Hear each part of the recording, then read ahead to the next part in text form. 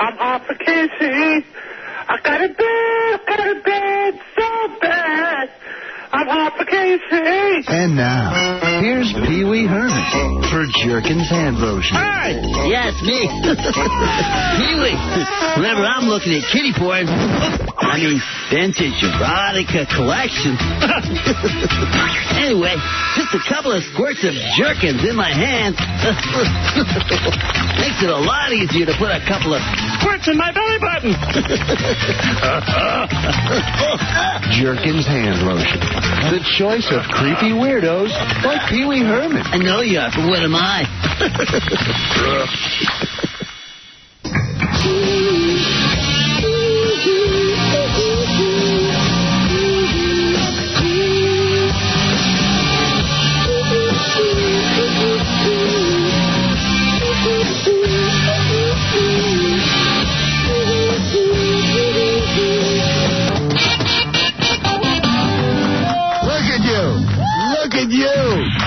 That's good.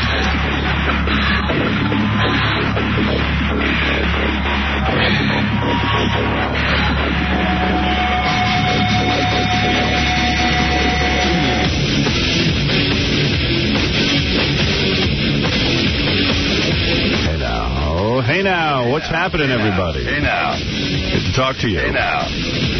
Got a big show for you today. Hey now. Got a big show for you tomorrow. Johnny Knoxville and his cousin Roger Allen Wade are going to be here. I love that guy. Cool. Coming soon, Jim Carrey, Marky Mark Wahlberg, Jimmy Kimmel. And the hot new game that I've developed. I actually didn't develop this hot new game. You know that website, Shaved or Unshaved? Yeah. Guy's coming in from the website, and he's going to play a live version of Shaved or Unshaved. That should be fun. Where we guess if girls are shaved or unshaved. Right. I'd like to take credit for that one, but I didn't. Yeah. Well, something tells me you must have done that years ago. Yeah. Hey, good morning, Robin. Funny, that's whether you're good or bad at it, you don't care. Right. Nothing that you can't really excel at by luck. I got a beautiful package in the mail, package being the key word, from Siegfried and Roy. Uh-oh, your new friend. My new best buddies. As you know, I was out in Vegas and had a free night, went over to see Siegfried and Roy. Hung out with the two boys. They sent me a big package of Siegfried and Roy calendars. Oh, my. Siegfried and Roy sent me a personal letter. What does it say? It's personal? It's personal. I'll read it to you. Yes, please, Robin. And then all the pictures of the various photos I took with them, they sent me a bunch. Oh, really? Yeah, here's me, Siegfried, and Roy backstage. Robin, for your pleasure. A new member of the group. I think I'm going to post this on the web. That's hysterical. That's great. Isn't that great? Wow. And here's me, Siegfried and Roy. Talk about bizarro. Yeah, Beth. I'm not sure who's more bizarro, me or Siegfried and Roy. Oh, my goodness. Beth, Ralph, Artie, and Dana. Oh, my. The whole family. Look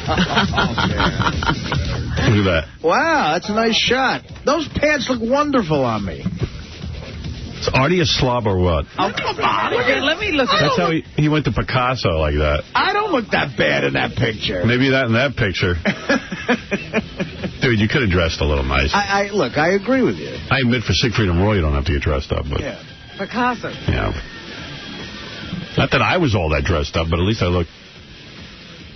But look at Siegfried and Roy, how they pose, and their skin is all pulled back. They are perfect for every picture. And they had to do this. Picture ready. And Roy does this weird thing with his hand, like he always has it like placed a certain way. Like I don't know if you're picking up on all the nuances here. Oh, okay, yeah. And Roy has a codpiece. Always. Yeah. I don't think I've ever seen him without one. Yeah. I didn't even describe their show. It's like, at one point they have like all these like dancing men and women, but the men are hotter than the women. Right. Which is interesting. And then beautiful bodies. Yeah. And then the men. This big like metal dragon comes out that apparently likes to eat gay people. Right? Yeah. Remember that part? No, that part was dramatic. Siegfried and Roy were like in the dragon's mouth and they were like being chewed on and... Right. Yeah. And then all of a sudden, they're right above you. Like, they appear above the audience from the dragon's mouth. Yeah, even though they were being eaten. Right. The dragon had to spit them out. No, it's an illusion, Robin. They escaped. They escaped. They escaped from the dragon's giant mouth. And come back whole. I wonder what it all means. I don't know. It's one I don't sort think of it means anything. strange fantasy. But you know what? I still contend that most people don't even know what Siegfried and Roy do. They just go to look at them. Well, we've seen the show, and we still don't know what they do. That's right. I'll tell you what, though. The best part is when they bring out those white lions and tigers. Yeah, it's amazing. Yeah, I mean, I got to admit, those are beautiful animals. And they are. And I think they inbreed them in order to get that white color because... I thought they were natural. Yeah, but they have to keep inbreeding them in order to... Yeah, because they were going to be extinct. Yeah, and to maintain their whiteness, if you will. But I think they were, just maintaining the species. You have to mate the two that are left. Hey, those two are brother and sister. Another great part about the show is right in the middle of it, an enormous movie screen comes down, and then there's just a home film of them at their house. Absolutely. That's the best. Siegfried and Roy are so into Siegfried and Roy. Yeah. And they think you are, too. Right. I like that part. I like that better than the magic. I mean, it was actually very, soothing. There's nice music, and you see their backyard with the tigers. And it almost seems wholesome, doesn't it? Yeah, but something weird's going on there. My least favorite part, seriously, is when everyone's just dancing, because I just like the magic. Right. And then it takes you about half the show till you get to some magic. But isn't it the most fascinating thing is just looking at them and wondering? Yeah. Well, they are fascinating. Yeah. Yeah, they're the magic trick. Yeah, it's magic that they're there in front of you. But I kept thinking, gee, why them? I know there's tons of dudes who do magic. Yes. And the magic tricks are pretty much what I've seen, like David Copperfield doing other people. But actually, Copperfield does even more amazing illusions and always has new ones. Well, that's what I'm saying. Their tricks aren't even that great. Right. But there's something, I sit there and I go, Siegfried comes out and goes, 35 years we've been doing this here at wherever they do it. And he goes, ha, ha, ha, ha. I think he's laughing at him. He's laughing at him. Yeah, it's at the Mirage. Yeah. He goes, 35 years we've been at the Mirage. Ha, ha, ha, ha, ha. Do you know who's here? King of all media? Do you know? Finally, the king is coming to see us. Finally, the king. Were you there? No. Holy mackerel! Do you know King of? The phony woman they pull out of the audience? Yeah. Do you know who King of all media is? Well, at one point, you said to me, Artie, if they call me on stage, you're going to go up. Yeah. Beth said she'd go. I would not go up there with those two. Well, they don't want any mixing in. They don't have any room for the audience. I didn't want to be attacked by the dragon who eats gay people. Really? We couldn't get the king of all media on stage. Instead, there's a farmer we got on stage. Right. You could get hurt on that stage. Farmer Artie. Meanwhile, Siegfried and Roy, when we were backstage, completely blew off Artie. Yeah. They're spawning all over you. The star effers. I know. It was really embarrassing. Are they still using that Michael Jackson song? I think that's out of the act. Yeah, I think they probably dropped that because that used to be a big deal when the Michael Jackson Siegfried and Roy song came on. Well, even for them, that was kind of creepy. I think they looked at Michael on TV the last time. They said, we got to get rid of that guy. There was a Michael Jackson Siegfried and Roy song? Yeah, he wrote he was a big Siegfried and Roy Of course fan. he was. Yeah. Of course he was. And he wrote a special song for them, and they had included it in the show. Oh, no. Big deal. I think that one bit the bullet. After that last special. I think the dragon-eating gay guy took over. It's funny. I guess they're like these amazing musicians. In the first 20 minutes of the show, they just walk around and point at stuff, and there's all these dances, and you're going, well, so far I can do everything they've done. Artie turned to me and said, so far I'm pretty sure I can do this. Well, that's what I'm saying. You just go there to look at them. Yeah, it's not about something great's going to happen. They're like Liberace. Yeah. Yeah, it was fun to go, though. They give you 2 free drinks. When you sit down, they bring you 2 free drinks at the same time. You're going to need these. Yeah, they go, what do you need? First I go, well, I'm just going to drink water. And the guy goes, there's a dragon that eats gay people. I said, okay, bring me 2 vodkas and no grapefruit in there. Just straight vodka. I don't even need a splash. All right, Artie? Oh, no, it was great. Because I ordered 2 Jack and Waters with straws. Yeah. And, you know, I drank them a little too quick. By the first 20 minutes, I needed another one. Yeah. I was afraid to drink because I was afraid I'd have to get up and pee. And God only knows what that would have been like.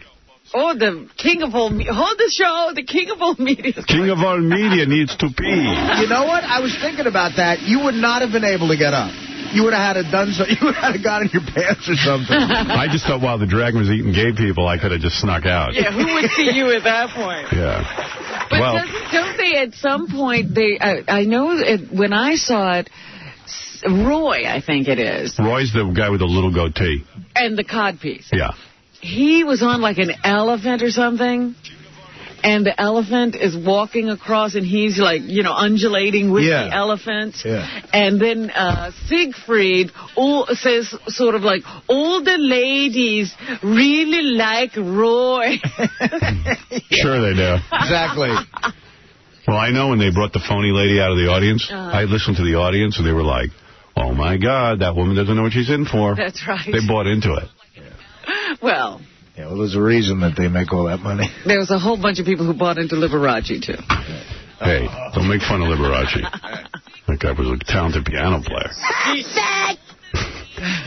Well, anyway, I got a picture of Siegfried and Roy. I might put it up on the web. You got a very special picture there. I do. I do. It's a train wreck. You have to look at this. I'd love to get a copy of the one of all of us. If you know, they are here it is. Got extras? So bizarre that nobody even makes fun of their plastic surgery. That's like, you almost can't get to that. You want to hear my letter? I mean, it is personal, but... all right. How personal did they get? Dear Howard, thank you for taking the time to attend our show during your stay in Las Vegas. It was great to see you in person. Enclosed are some photographs as memoirs of your visit. Our book, The Gift for the Ages. Oh, they sent you a book. Yeah. And a recent... Oh, I got to look at that book. Yeah, A Gift for the Ages. And a recent article in Daily Variety about our newest adventure, Father of the Pride. Enjoy. Bubba Booey, that's why I have Variety. It was obvious from the applause that you have lots of fans in town. So if your way brings you back to Las Vegas, please don't hesitate to call if there's anything we can do for you. Oh, what could you do? What could you need from Siegfried and Roy? I think I need a visit to that house. Stay at the house. Oh, you got to go there for dinner. You know, that's like, hey, can you spend a night at this haunted house? Yeah. We'll give you $10 million. To Howard, thanks for having the magic. This is Siegfried and Roy? These are two different guys than I met. Look at the two dudes in this picture. Yeah, oh, God. Can anybody say airbrush? Wow, look at that. Anyway, look at that giant lion, white lion. Look at that. That is beautiful. Yeah. Now, I've never seen a white lion. I think they did do something there. That's a genetic mistake. I think that is actually Roy's son. You know what? I'm not going to start looking at this book because I'll shut up and get all fascinated. Yeah.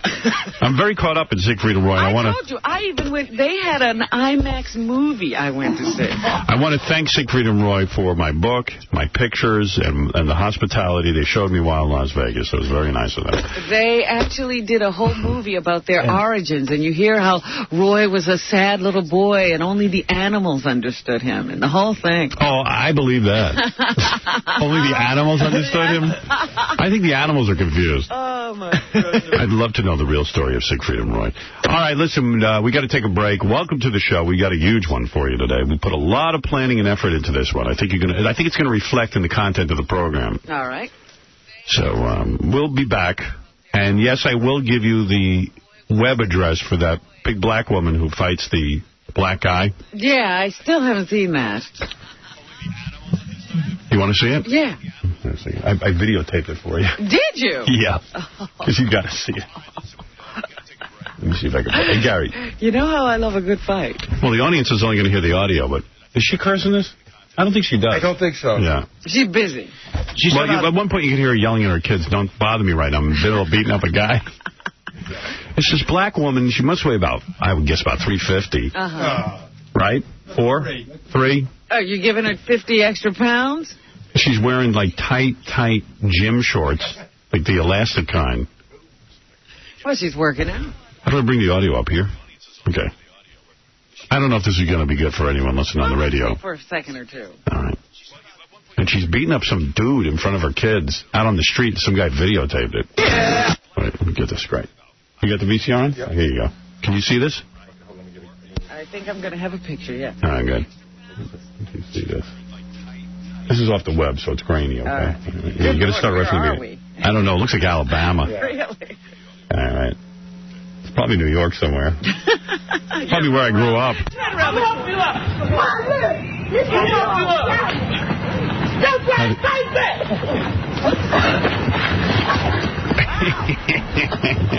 Kids screaming.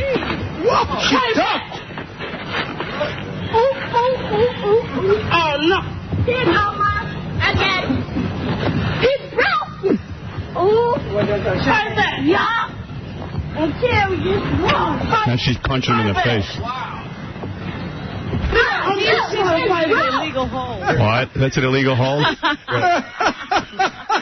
This is where she tells the kids to... Oh, no. He's almost again. He's broke. Oh, try that. Yeah. Until you won't. Try that. Wow. Please don't show me that at this point in time. Please don't show me that at this point in time. You know what? She has the fight so under control that she can talk to the kids and parent at the same time. Well, I just like, she's all angry, but she's polite with the kids. Please don't show me that at this point in time. Have you ever seen a bigger, fatter ass on a woman? Wow. So she beats up this guy. You know what? I always pictured the pants as black, but they're blue. Purple. All right, if you want to see this tape, now get ready to write down this web address because... It's a mouthful? It's a mouthful. Hey, can we just show Robin one more part, Howard? What is it? The cops go by. That's all right. Yeah. We'll do it later because the audience can't see it. Yeah. Well, the cops go by and they just keep going. Yeah, they and the guy videotaping just laughs. Oh, my goodness. She ought to fight Cabby. That would be a good fight. The best part is she's got him by the neck, and she's just dragging him across the street. You can hear the whole neighborhood laughing. And the camera guy goes, look, she walking the dog. Oh. All right, show her that part. All right, get ready to write down this web address because it's crazy. It's right here.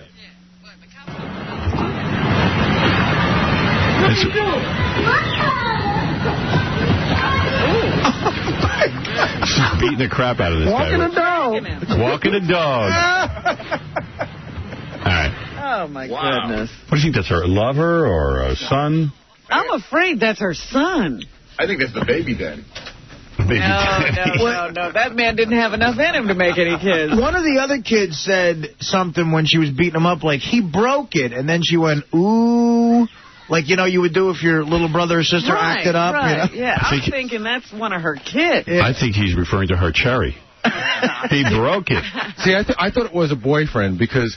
He won't back down. You know what I mean? Like, he keeps taking shots at her. All right, let me. Here's the big black woman fighting this kind of thin black guy. Everybody can get in on this argument. All right, it's http://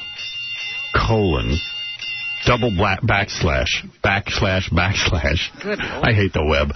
http:// Jim McGuire, JIMMCGUIRE .org/SQL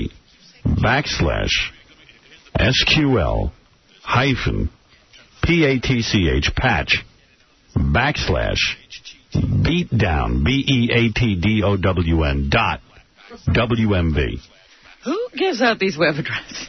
I don't know. I don't know who creates them, and I don't know what it means. Beatdown, Jim McGuire. I don't know what. Patch, org. Wow. There's a lot going on there, but if you manage to type that correctly, which is a burden... You'll see something incredible. Yeah. And I don't know whose video it is. I don't know anything about it other than somebody sent me it, and I took a look at it and found it on the web. So there you go. All right, we're going to be back right after these words. Howard Stern Show. And now Jimmy the Greek speaks from his heart. Or his ass. I'm telling you that the black is the better athlete, and he practices to be the better athlete, and he's bred to be the better athlete because this goes back all the way to the Civil War, when during the slave trading, the slave owner would breed his big black to his big woman, so that he could have a big black kid. See, now I mean that's where it all started. And now the world world's most famous black man, Howard Stern. He was into bondage. He liked to be whipped and handcuffed. I'd like to shoot you in the ice with the BB gun. Lay there in the tall grass and laugh at what I'd done. Put a blood blister up on each bun. I'd like to shoot you in the ice with the BB gun. What else? Yeah, there's like 3 hits on there. Yeah. There's a couple of fillers, but okay. Number 6 is Poontang, and number 7 is Gone Back to Whoring. Oh, play that. Gone Back to Whoring. I ain't sure what key it's in. Nobody's ever liked this except Willie. This must have hit him where he lived. Guy's scary. She's gone back to whoring. What does he look like? I can't wait. That's what I heard. She's somewhere snoring beside some old rich bird.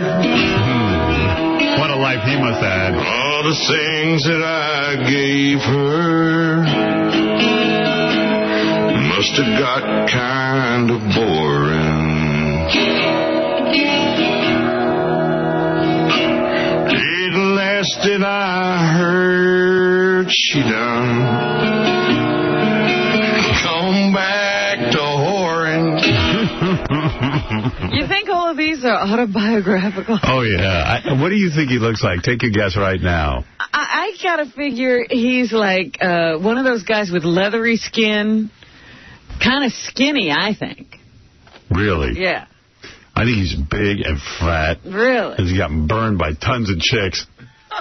Yeah. I just think he's just a mess. I think he's got a tire mark on his forehead. He'll be a mess. By the way, somebody sent me a long laundry list of country songs that, have weird themes. Uh-huh. And I'm busy compiling that for our show tomorrow. It's going to be a musical show. Yeah, where I can, I can play some of these really, really bad titles. All right. It's really funny. So Johnny Knoxville and his cousin, Roger Allen Wade, that's how I got a hold of this guy. Coming soon, Jim Carrey, Mark Wahlberg, Jimmy Kimmel, the hot new game, Shaved or Unshaved, which everyone wants to play. Julia Louis-Dreyfus will phone us today. Really? Yep. Why? Well, she's promoting her new show, Ellie. I was going to say, because nobody's watching Ellie. Well, she's going to try and get somebody to watch it, I guess. Did they actually change the name from Watching Ellie to Ellie? No, it's Watching Ellie. Oh, it is? So she's going to call in.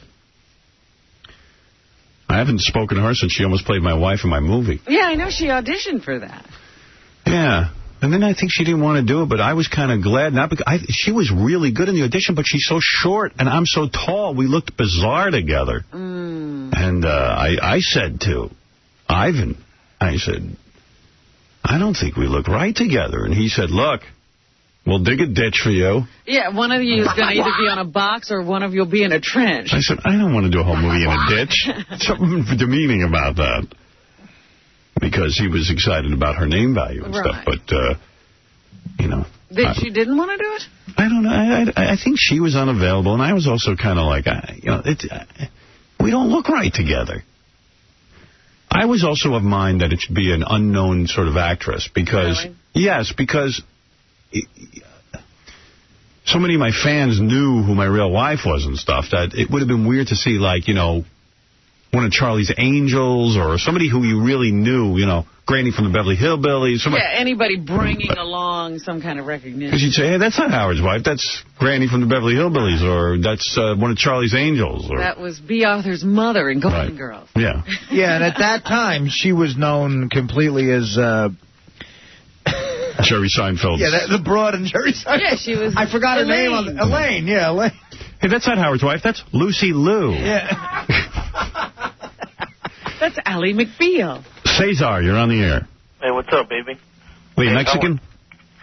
You Mexican? Hello. Cesar.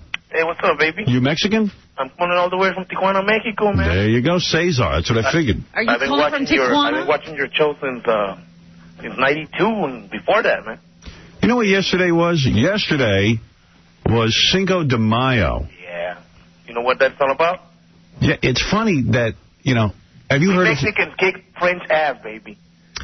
Well, that's kind of debatable. You know, it's weird. That's what I heard it was. Cinco de Mayo is a huge Mexican holiday where they celebrate. I always, you know, thought, well, gee, what are they really celebrating? Because, you know, I couldn't get a handle on this holiday. So I Independence Day, but that's what you mean. It was a very small skirmish that the Mexicans had with the French. The French decided to come over and do something. Try to invade or something. Yeah, because we didn't want his emperor, Maximiliano, so Benito Juarez kicked ass.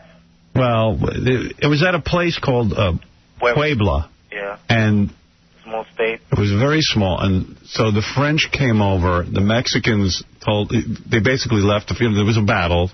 Yeah. And the French left. And then they came back like 2 years later and conquered the area anyway. Is that right? And so it's a very small it's almost like if we were defeated by the British during Independence Day. No, but it wasn't even... But we won one skirmish. Right. No. It's not even that, because we were conquered by Spain, not from France. You went on to be conquered by... Spain, not France. France. They wanted to establish... They were never conquered by France, I don't think. No, the French withdrew, but they returned the next year, and they took Puebla. No, they didn't. They took control of most of Mexico the next 4 years. You're wrong. Out the emperor... that they wanted to establish here. Yeah. Now, you see, that's... now we're having another fight. Most Mexicans don't even know this because... I know. I'm a lawyer in Mexico, baby, so I went to school. I'm going to tell you... Let me tell you something. This happened during the days of Napoleon, the third. And he wanted to conquer Mexico. Yep. And the Mexican general defeated the French at Puebla. It wasn't it was Zaragoza. And then the French withdrew to the coast, and then they returned the next year, and they took Puebla. No, they didn't take and then they controlled most of Mexico for the next 4 years. Of course they did. Of course, you don't know your history. I know my history, Howie. Who are you? What lawyer are you? Tijuana. You know, across the border from San Diego? This guy doesn't even know the history. I don't think anybody does. I know it. No, my mom and my dad actually are teachers, so I know. All right, okay.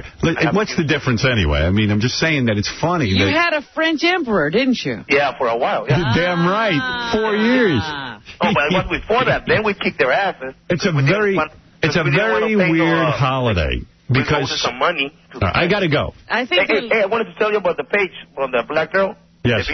There's an easier way to get to the page. Go ahead. It's called Snuff, SNUFFX.com. Oh. Easier way. Okay, thank you. I'm calling from Tijuana, Mexico, baby, so. Thank you. All right. But the Cinco de Mayo, which is turned into this big holiday, is a very small skirmish. It celebrates the victory of the Mexican army over the invading French troops, but the French came back and conquered. You know what's funny? Because I was like, what the hell is Cinco de Mayo? I'm telling you what it is. This for 5 years. No, I'm just saying what happened yesterday was I was listening to the radio, and they said, yes, Cinco de Mayo it refers to a small battle where the Mexicans beat the French and eventually led to their independence. But they don't tell you how long eventually is. Well, it's been changed. It's not the greatest moment in Mexican history. Let's put it that way. But, hey, it's fun to celebrate something. I guess you need a holiday every once in a while. Yeah. I'm a lawyer in Tijuana. Tijuana. Jerry. I'm a lawyer who says baby after every sentence. Yeah, hey, baby, I'm your lawyer. Hey, okay. Jerry, you're on the air.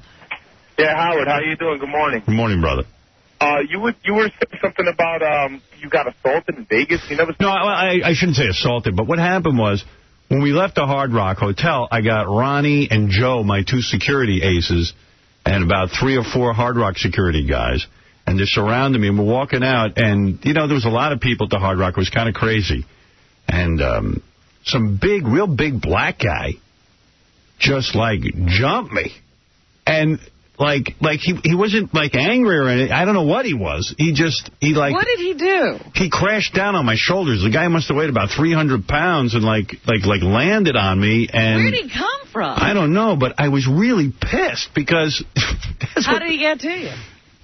Yeah. I mean, like, nobody's watching me. I mean, this guy was not hard to miss. No. he was hardly, you know, carrying a concealed weapon. He was just attacking me. Nobody was attacking. Good job. Nobody was attacked. The guy jumped. What happened was the guy jumped over the barrier. Okay. He hit your shoulder when he jumped the barrier. By the time... Ronnie, he ran up to me and tackled me. No, he didn't. You by the time he hit your shoulder, the guys had him on the floor. Great. Good job. I got hit. Howard. Good job. Oh, come on. Howard. The guy shouldn't have been anywhere near me. He jumped the barrier. Well, we can't control him jumping the barrier. Once he jumped the barrier, you're there. Why is he next to me? You're the guy watching. I was up front in front of you. The guys behind you. They grabbed him and threw him on the floor. You're busy preening for the crowd. I saw. Yeah, okay. You should see like a proud peacock. Yeah, Mr. Security. Yeah, right. It'll never happen again. Trust me. Howard, yes. I know Ronnie was your limo driver and everything, but you mean to tell me he's really like your bodyguard or something? Yeah. Somehow he worked his way into that. Somehow he worked his way into that. Okay, what's ever happened to you? Has anything ever happened to you? Nobody ever tried to jump on my shoulders before. Oh, that's not true. You know that's not true. Come on. That's not true. What happened at the other station? All right, we know about that. All right. Thanks for mentioning that. Well. All right. Go ahead, security chief. Yeah. Okay. All right. Yeah. Always putting down the guys who are always there for you, man. Always doing that. Yeah, okay. Good job.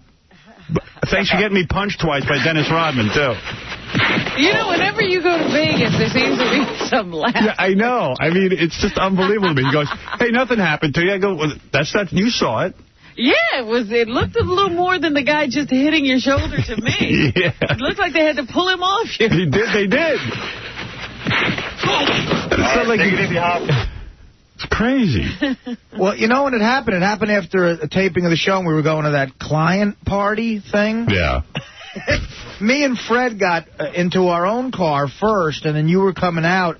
And I remember looking and saying, I think the client party's canceled because Howard's getting beat up. Yeah. Yeah, you saw a little bit more than a guy jumping a barricade and hitting Howard's shoulder. Yeah. Ronnie took care of the whole thing, according to Ronnie. They did take the guy away. Well, they did take him away after my beating. Yeah. Ronnie says, you know, he didn't see a thing, really, but he's going to tell you how it all went. Oh, yeah. He was in front of you. He said, I was in front of you. The guy hit you, and some other guys helped you out. Yeah. Ronnie now is telling you what happened. Yeah, he saw it. He didn't see a thing. Exactly. He was probably at the car wondering where you were. I know. The guy who did it looked a little bit like the chick in that video we just saw. Absolutely. If Ronnie was next to me, the guy couldn't have gotten to me. Or Ronnie might have been hit, too. No, Ronnie's fine. Thank goodness Ronnie didn't get it.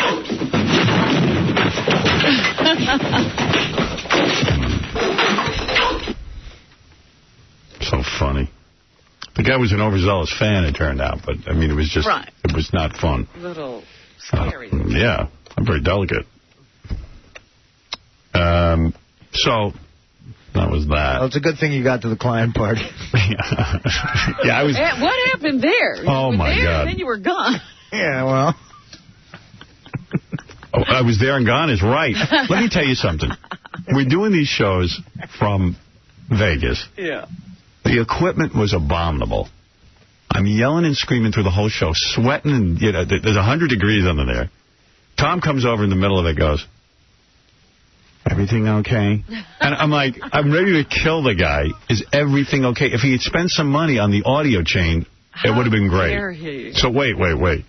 Then toward the end of the show, he goes, a reminder, we do have a client party. Yeah. So now all you want to do is just eat something and go to sleep. Right. You know. That's all you want to do. Yeah. That's all you want to do. Just want to eat something and go to sleep. You sure you don't want to go shake some hands and well, meet people? So I said, okay. So I go to the client party. Of course, first I'm jumped. Then I just, well, okay, I promised to go, I'll go. I go in. There's like 4 sponsors there. The guys from Trim Spa, who we see all the time. With the Trim Spa girls. Bally's. People from Bally's who we see all the time. And then like 2 clients from out of L.A. that I think one guy's like a bed guy. Right. And the other guy's like, I think a friend of the bed guy. No, there was you didn't see the guy with that stool, the bowel cleaning thing. Oh, the bowel cleaning guy. The guy with the bowel cleaning product? Yeah, I think I took a picture with him. Dr. Enema, or whatever his name is. Right. That guy. And Dr. Orgasm. The one who can give you an orgasm by touching I it. missed him. This was the client party, I swear. There was nobody there. And I'm standing there. I was like, what are we supposed to do here? So there's like 7 people there. Tom brings me into the room and he goes, you stay here, I'll bring the clients to you. I go, Tom, just leave. I'm perfectly capable of walking up to people and saying hi. These are people who support my show. I'm going to go say hi. I go over. I met everyone inside of 3 minutes, hung out, took pictures. And I said, this is ridiculous. I'm standing here. And I left. I was hungry. I wanted to go eat something. It was already 9 o'clock at night. I agree. Yeah. It was very funny, though, because I kept looking for all these clients. There were 3 clients there. And I was like, well, who are you? They were always just the people from the radio station. Yeah, who are you? Well, I'm from, and then the guy go. I'm from KSLX. I'm the, what is it, KLSX? KLSX. Yeah, right. I'm from KLSX, your station in California, and I go, are you a client? No. And then it's that scary promotional guy that we have out of Los Angeles. He was there. What's his name? Jack? Is that Jack? I don't know. No, not Jack Silver. No, not Jack Silver. I get them all confused. Michael Sponberg? Yeah, Michael Sponberg. Okay. Is he L.A.? He's L.A. Yeah, he's a nice guy, but he looks a little frightening. Sponberg's a good guy. Michael Sponberg. Hey, buddy. So it was Sponberg. I know the Heineken people were there because I kept, they were, and I love the Heineken people, but we see them in New York. I know. It was crazy. It was crazy. It was the client party. So I said to Tom, I'm going to leave. Because I met everyone. Because then it was like, once you said hello, now what do you do? And then it was pitch black in there, and then we were taking pictures in the flash. I was starting to go blind. Yeah. I was like, I'm getting out of here. So I split. But you made a fast exit, because one minute you were there, and because I was keeping an eye on you, because I was getting out as soon as you did. And I looked at you, you were gone. You abandoned me. Oh, I was out of there. Every man for himself. The end of the party, the clients were a little disappointed. It was just me and Benji left for pictures. I don't know, Rob. You look like you were having such a good time. I figured I better not disturb you. Thank you. I got right out of there. What? I missed the whole thing. I got there probably 20 minutes after the whole thing happened, but this is what I heard. Hey, I was gracious. I took pictures. I heard that you were gracious. All the clients said you were great, but as far as the incident, I heard that at one point you were yelling at Tom, you failed me, you failed me. No, I didn't. That's what somebody said. There. I don't know what you're talking about. I mean, he's failed me, that's true, but I never would go to Tom, you failed me, you failed me. Yeah, that was weird. That's what somebody said, you were yelling at him in front of the clients. No. In front of the clients? No way. I do that on the air where all the clients get here. That's just some of the clients. Where is Tom? Is he back? Tom will be back tomorrow. So where is he? I see in golf school? I don't know. I saw him on Thursday, and he said, I won't be in tomorrow, and I won't be in on Monday and Tuesday, but I'll be back. But he didn't say where he was going. Yeah, golfing. Yeah, he's probably got some golf outing. Yeah, I think Vegas wore him out. Yeah, he needs a break now. It was a lot of stress hanging out with the fecal matter sponsor. Tom putting in a tough week. I should see Tom in the gym. He works out like a maniac. Oh, yeah? Yeah. I go down to the gym one day, and Tom's in there, and he's on that, that machine where you're like, it's not quite a step machine, but elliptical. Oh, okay. That is the gayest machine. You look odd. Machine. I mean, it's just odd, and Tom's like working away on it and sweating profusely, and I'm like, oh. And then I just ran in to get a steam, and I'm in there with a bunch of dudes, and Tom comes into the locker room and, whips off his towels, walking around naked, and then he gets in the steam room, and he sits his naked ass down on the steam tile. He doesn't put anything under his... And spread his legs. Oh. He spreads his legs. Now, I wasn't in there when Tom was in there, but Ralph said Tom just, loves showing his penis, and it's not even that big. Really? It's tiny. You know what happened, Howard, that was really... Tiny. You know what was really... Microphallus. Tiny Tom. You know what was really uncomfortable? I needed to talk to him about something, and somebody said, oh, he's in the locker room, so I figured I'd catch him as he was getting dressed, and he was butt naked, And he goes, what's up? And I go, I just looked at him and I go, I'll get you later. He goes, no, we can talk about it now. And I was like, no, really, I'll get you later. You're busy now. And he goes, no, I got time now. And I didn't want to nude. He's like a nudist. It's uncomfortable. Seeing Tom naked. Guys, he never whipped off his clothes in front of me. No. I got time now, Gary. I just have to do some squat thrusts. Yeah, like he's like one of those guys that like puts his whole package in your face. Wow. It's disturbing. Well, Stuttering John gets upset. Look, I have time now. And by the way, look at my penis. I'm naked. I'm nude. Stuttering John and I have had this conversation, but we go, we all go to Bally's, and there's one of the sales guys here that goes there. Yeah. And Bucky? No. It's one of the sales guys upstairs. You don't know. I don't know if you know him. But he loves to walk around naked, and it makes John very uncomfortable. And I see him there once in a while, and I just sort of turn, because I don't want to see guys I work with naked. Me neither. I don't want to see guys I don't work with naked. Like, I see Frank Flores there all the time. I never see the guy naked. You know what I mean? I don't see him naked there, but the other sales guy, he likes to walk around naked. I can't believe Frank was in Vegas. I hardly saw him. I saw him one time. I saw him as we were walking in every day. He was always at that table right at the front. And I'd say, hi, Frank, and go in. They were very busy, though, because they had to do lunches and dinners. Tommy, you're on the air. Yeah, how you doing? It sounds like you still have that security problem. I've spoke to you about this once before. How can I get you a proposal to get you a real security team? Send it to the station. To the station? Yeah. How about the address? I don't know it. 40 West 57th Street. I don't know it. Man, if that requires real security, what you guys don't realize is Ronnie licensed to be a security agent?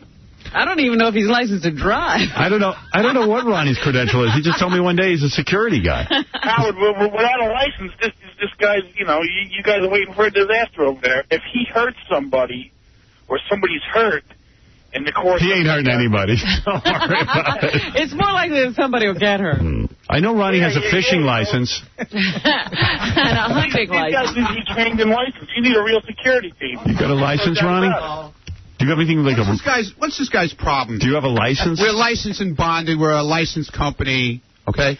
And somebody your client. What if that was a knife and it was stuck in his shoulder? It would have been stuck in my shoulder or one of the other guy's shoulders. Okay. The guy was totally on me. He wasn't totally on me. He touched your shoulder, dude. He didn't touch my shoulder. Ronnie, you said you were in front. But I saw what happened. The guy crashed down on me. What are you, crazy? I wasn't that far in front of you. You didn't see anything then, if that's what you're telling me you saw. The guy jumped the barriers. Okay. Listen. All right. This guy wants to send in this thing. Let him send it in. Give him the address. Yeah, well, it sounds like you need it because with you as a security. Hey, dude, when you never had a security problem? No, we have never had a security problem. Nobody ever got touched. Yeah, nobody ever got touched. Johnny was killed. And after Johnny was killed, and as well for Whitney Houston. Who the hell's Johnny? Johnny Versace. Johnny. All right, thank you. After he was killed, yes, after he was killed. Yeah, send in your license and your resume, okay? Absolutely, we'll look at it, and then we'll rip it up. All right. Yeah, you do that. I'm getting a headache from this. Yeah. All right, thank you. Pick my team. My team. Some team I got. All right, good. Okay. I see that team. I want to see you guys run a little. Well, you don't want to wear them out. My security team came to the track with me. They sit there and watch me run. They don't run alongside you? Oh, my goodness. Oh, please. Well, all right. So what's, well, I got to take a break. Damn. I got to take a break. Well, I don't want to. That happens. Some guy says there's a conspiracy, private parts conspiracy with NBC. I wonder what that is. What is that about? What is that about? I don't know about a conspiracy, but they did a documentary on the Tribeca Film Festival. It aired this past Saturday on NBC at 7 o'clock. It was an hour long. It was all about the festival.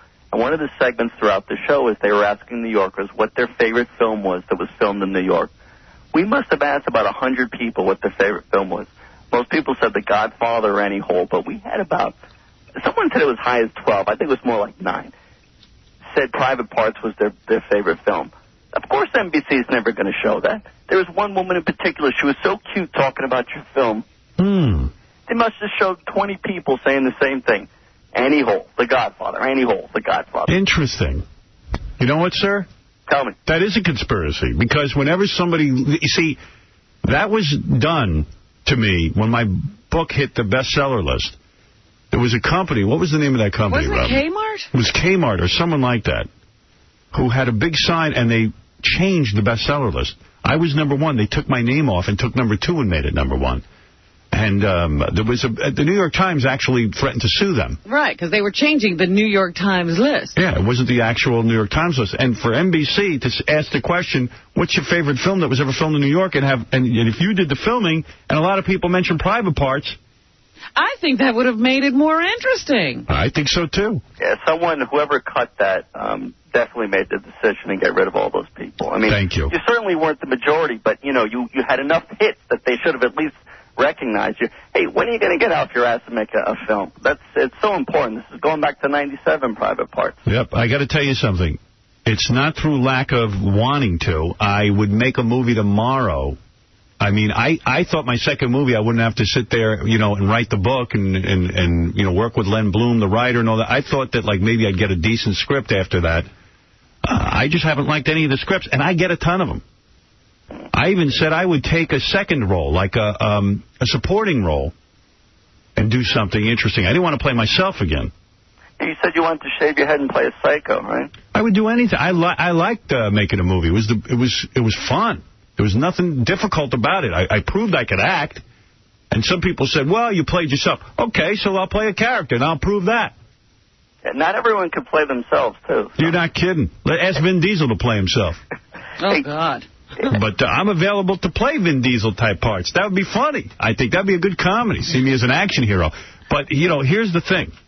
I've been sent every kind of script, and they're really not funny. And you guys would be relentlessly goofing on me if I did a bad movie.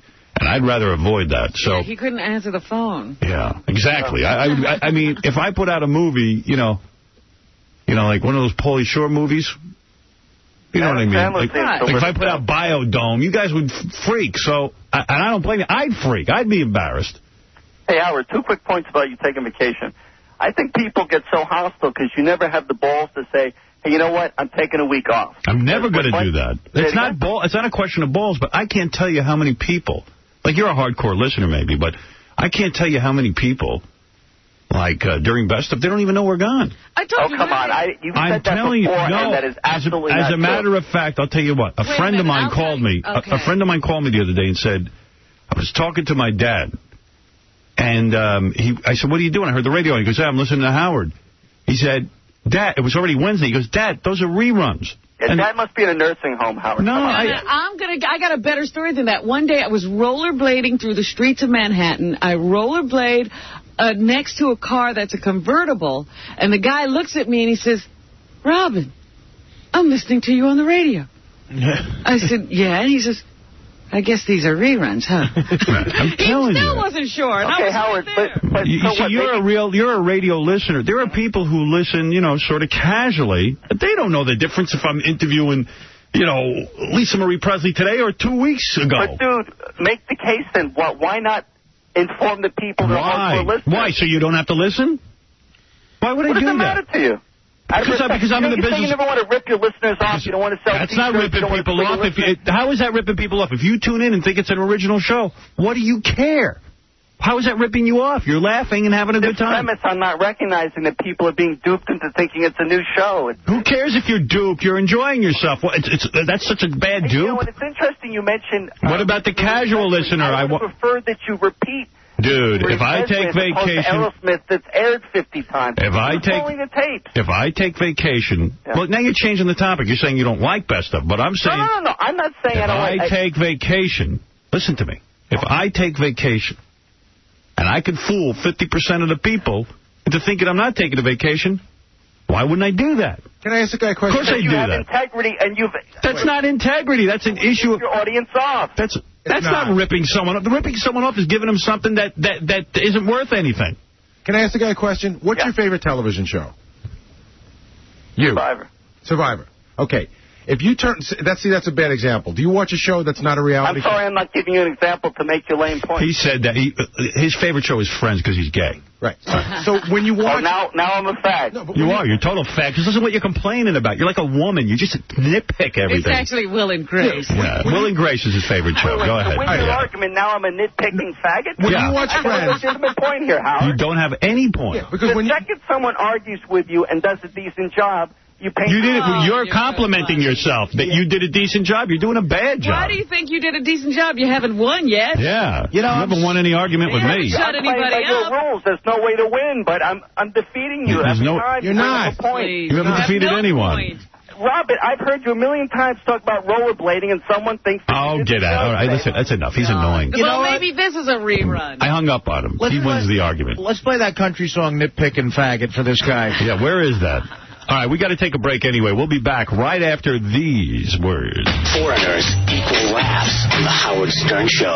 You don't want more butt people here. If you don't want more butt people here, solve the problem of Haiti and just stop coming here. I can't police the world, darling. That's what the president is doing. No. I am the president. He's policing.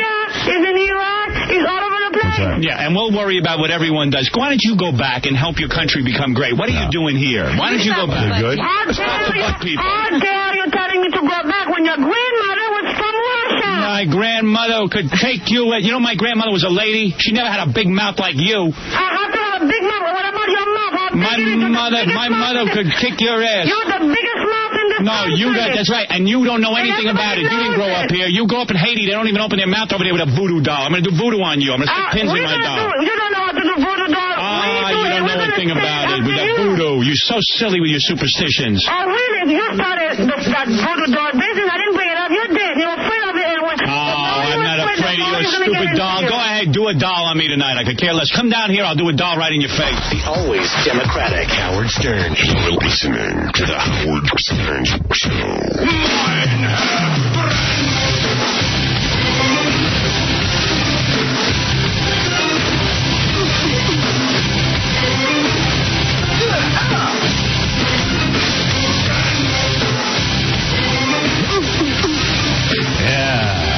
Hey, tonight on E, Artie's Basketball Challenge. See Artie's one-on-one game against female basketball player Marissa Gravy. It's the Battle of the Sexes tonight at 11 on E. You're going to love it. Yeah. Tomorrow, Johnny Knoxville and his cousin Roger Allen Wade. We're going to have some live music in here tomorrow, some good live music. Beautiful concert from Roger Allen Wade. As he sings his... To shoot you in the eyes with the BB gun. Lay there in the tall grass and laugh at what I'd done. Put a blood blister upon each bun. I'd like to shoot you in the eyes with the BB gun. And not to forget that great hit, the Poontang song.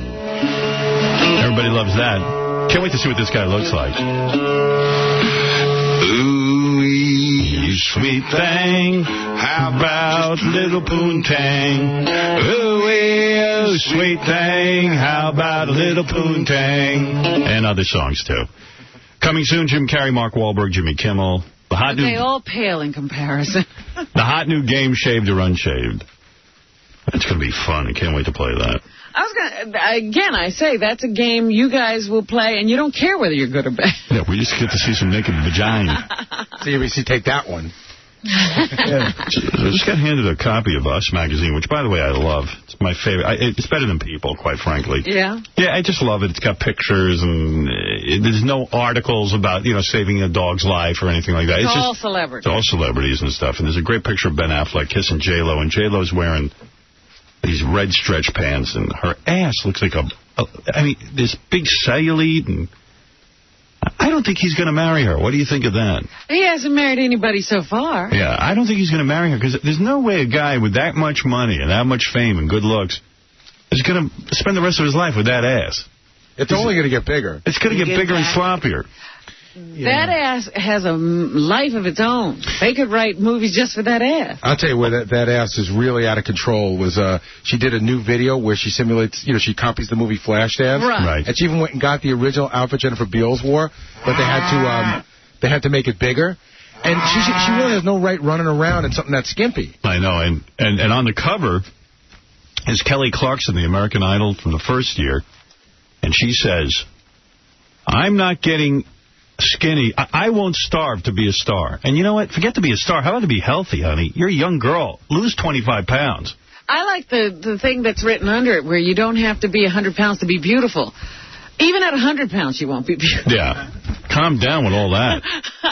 Although I did watch the movie Made in Manhattan with J-Lo. Yes, I've seen that. I love it. I love it. It's a good romantic comedy. Love it. Loved it. But there is that one scene where she's in the robe and she turns around and that ass takes up the whole... I noticed they keep her ass covered the entire movie. Most of the time, yeah. Yeah, she wears one of those long coats and stuff. But I love that movie, Made in Manhattan. I watched it with my 10-year-old daughter. We had just a blast watching it. Meanwhile, did you try to look at that Sandra Bullock movie with Hugh Grant? That's also supposed to be a romantic comedy. It looked good. I don't know. 2 weeks' notice? I can't imagine any romantic sort of chemistry between those two. Oh, it's awful. It is? Yeah. Well, the J-Lo one's pretty good. It's a pretty woman, but she's a chambermaid. I loved it, and unfortunately, I'm gay because I didn't have a 10-year-old to watch it with. There you go. Well, let's face it. The 10-year-old had nothing to do with it. I would have watched it anyway. Yeah, you just use her as an excuse. All right, I got a bunch of things to get to. I saw X-Men yesterday. What'd you think? Isn't that great? It's really good. I'm still debating in my own mind whether I like it better than the first one, because I loved the first one. And it was very good. I have to say that. Very good. But I still think I like the first one better. Is this a debate that's been going on in your head that we're listening to now? It's still going on. Bring us more into your head. Let's hear the debate again. Go through the whole debate. I love action films and superhero films, so... Fabulous debate. I'm still trying to decide whether I liked it better. Will you let us know the outcome of the debate? No, I probably won't. All right. Well, Son of a bitch. I know. I loved both films, and I'm glad to see they came up with a great X-Men, and they are making X-Men 3. And I saw the preview. They had an extended preview of The Matrix, which somebody wrote us they thought was really great, and it looks very, very good. But what did not look good and still doesn't look good? Hulk. Yes. I know. It looks horrible. I heard Ang Lee wants to make it into like a Shakespearean drama or something. But the Hulk is still... animated. Yeah, no good. It's awful. That ain't going to fly with me. But I'll go see it. Okay, here we go. By the way, I still haven't seen Daredevil. That's how bad that movie must have been, because I love the comic book Daredevil. I'll wait for it on video. When's that coming out? What? When's the video coming out? Maybe they won't even do that. Really?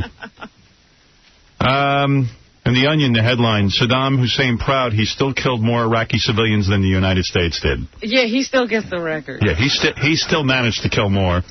And there's a new Fox reality show which is coming on the air to determine the ruler of Iraq, which will be on, I think, next season. That'll be cool. Yeah. That'll be great. America gets to decide. Finally, another reality show I'll watch. It's going to be great.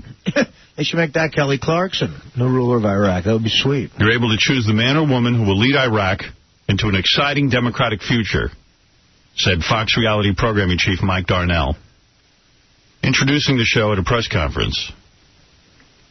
Some of the leading contenders are Ahmed Chalabi. Even General Tommy Franks will be playing along. Rashomba Williams. Is she a judge or is she a contestant? She's a contestant. She's a waitress from Macon, Georgia. She wants to rule Iraq. So there's going to be a whole bunch of people playing, and let's hope. Vying to become the leader. Let's hope that works out well. What's going on, though, with American Idol? I mean, while we were away, something dramatic happened. Ruben Studdard, the heavyset black man, who is the big favorite, has been for several weeks. He was voted into the bottom two. In my opinion... Oh, you have an opinion about this? I have an opinion about everything. It's not necessarily right. You must have thought about it. I did. You must have rolled it around in your head. Well, here's a couple of indicators. I read in USA Today that Clay Aiken, yes, he has been receiving... You see, they never tell you how many votes someone gets. He's been receiving, like, quadruple the amount of votes Ruben Studdard's been getting every week. Really? That's right. Wow. See, they just tell you if somebody's safe or not. Right. They don't really tell you who got most votes, who was the most popular. Clay Aiken is the one who's been getting, like, billions of votes. I couldn't believe it. Last week, I just sort of zipped through to see who's still in the contest. And there are people in the audience, girls in the audience, holding up signs. They like Clay Aiken. My heart is aching for Clay. Yes, that's what you say. Really? That was my sign. That was the sign you saw. It was mine. I held that up. You're the girl? But, yeah, I'm the girl. So anyway... but I can't believe girls are into Clay. Well, I think what's going on is, I hate to say it, it's... No, so you're going to make it a black thing, and I'll tell you it's not a black thing. You don't think? No. The thing that's happened over the last several weeks, Ruben has been the same, exactly the same over the last, he started out performing very well, but he performs the same way every week. He's, consistent, but he doesn't step it up. All these other people are getting better and better. I think it might be a racial thing. Oh, please. I think a lot of these young girls who vote, because who the hell's voting for this thing? I think they're afraid of this big black man. Oh, I don't believe that at all. I do. I don't. I'm sorry. You see everything in black and white. Thank you. I agree with you, Howard, because how does the Marine, who clearly can't sing to save his life, but is good-looking... He's not that He's not even good-looking. He's fat. He's a Marine. He's a fat Marine. You know what? Wartime's over. That got him through the first 4 weeks. Yeah, by the way... He's getting sympathy votes. Yeah, really, what's going on there? How come Trinice was out before the Marine? Well, Trinice can't sing either. And why is Ruben getting less votes than the Marine? Ruben's clearly more talented. What? Yeah. Ruben's clearly more talented than the Marine. Yeah, but they like the man who's in the fighting uniform right now. Well, here's one thing we can agree on. The guest judges suck. Yes. Please get rid of that part. They brought in Neil Sedaka. Now, I know Neil Sedaka is a married guy with kids, and I don't know that anyone's not gay, but... But anybody the person who can understand Clay is certainly Neil Sedaka. Right. Neil Sedaka is a straight guy who's very gay. Yeah. Let's be honest. Here's some tape of Neil Sedaka judging. He uses the word ear delicious. And Kimberly, you are ear delicious. I could never say ear delicious in my entire life. Think of it. No. Never comes of it. I've been doing this 47 years. I know how tough it is to get up there and do what you're doing. But the blues licks are terrific. You're wonderful. Thank you. Wonderful. The blues licks. Ear delicious. They're ear delicious. I think that's highly disgusting. Bravo, Clay. I have lost my song forever to you. It will always be a Clay Aiken song. Oh. What's that dude's story? See, that's the question that will always come up for you with Neil Sedaka. I've been saying this for a long time. America's becoming more and more gay. And I don't mean like homosexual gay. I mean, there's a lot of dudes running around who are very feminine. Very in touch with their femininity. Yeah, real feminine. Like Clay Aiken, he might be straight for all I know, but goddamn, who's going to believe him? And Neil Sedaka, he's got a wife and kids and... Denise, you are positive and uplifting. No straight man says you're positive and uplifting like that. Doesn't even care. No. No guy cares if you're positive and uplifting. And if you find your own style... The word style is style. Now, if you find your own style... I believe that when you sing, you say, that's Trinice. Yeah, they got to get rid of the celebrity judges. It just slows the whole goddamn thing down. Kimberly, you are ear delicious. Ear delicious. How creepy is that? How's your creepy meter? Oh, hitting red. Red alert. Red alert on the creep meter. Neil Sedaka checking in. You've got...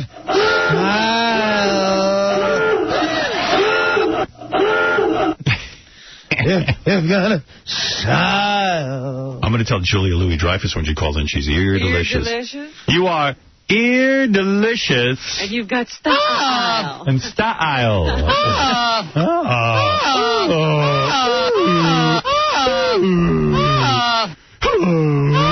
You're uplifting and positive. I know. When people hear you, they're going to go, that's Ginny. Yes, Big Black.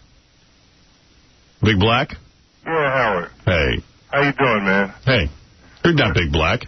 This is Big Black from Philly, not that weasel y'all got up there in New York. Right.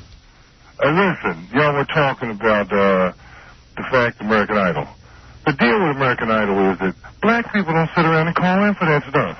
Black people don't vote? Yeah. Well, that's true. I didn't think of that. They don't vote in the presidential Yeah, I mean, the scenario that Robin gave was... Black people don't like to vote, period. Exactly. So, Okay. Robin gave the scenario, but that's not necessarily true. The fact of the matter is that black people love the show, but they're not going to waste their time to pick the phone up and call because they're thinking, well, look. So you're saying it is an all-racial thing, that the blacks are not voting for the black, the big black. Here's what he's saying. Kimberly, you are ear delicious.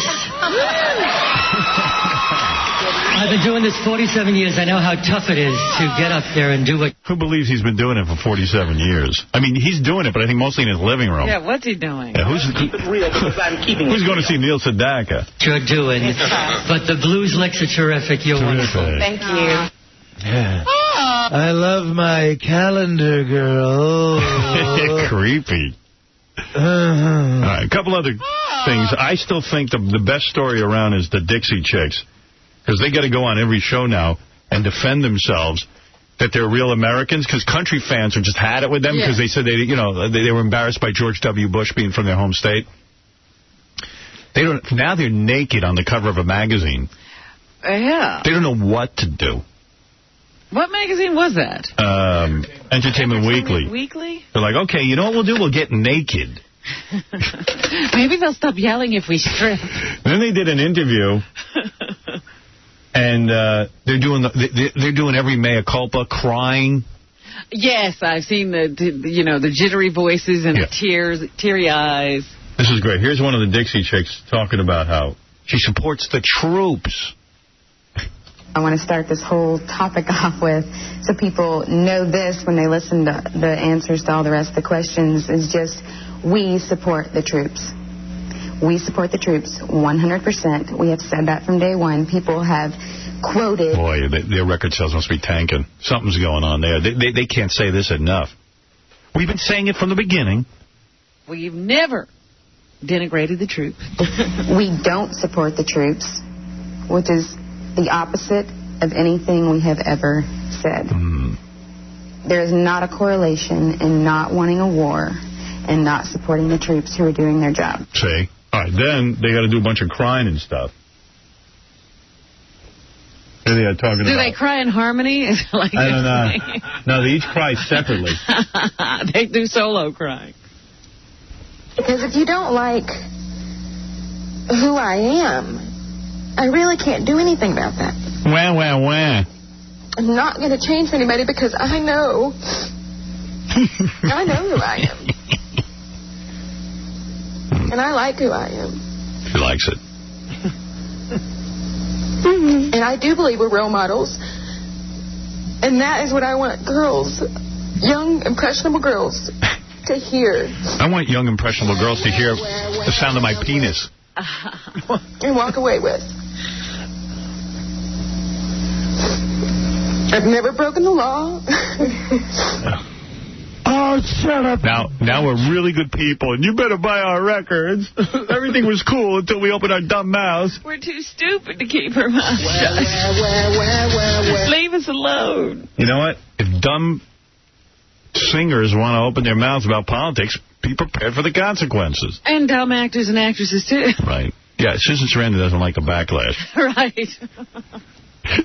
Don't open your mouth if you don't like the consequences. Shut up, dummy. There is a price to free speech. Yeah. Don't I know? Now they got to prove that they're really in tune with their fans, so they talk about how they want to kill Bin Laden. Oh, really? And they cry when they're going to get Bin Laden themselves. That's the only way they could resurrect him. They're going to go hunt him down and kill him. On this part, I just personally felt like, why tomorrow? It's not that I don't ever want you to go over there. It's not that I don't ever want you to clean things up and fix things. It's just, why can't we find the chemical weapons first? Why can't we, just why tomorrow? Just had a lot of questions that were unanswered. I don't think that's a wrong place to be. We've never been, I say we because I know this about all three of us, like anti-war all the time. We're anti-war.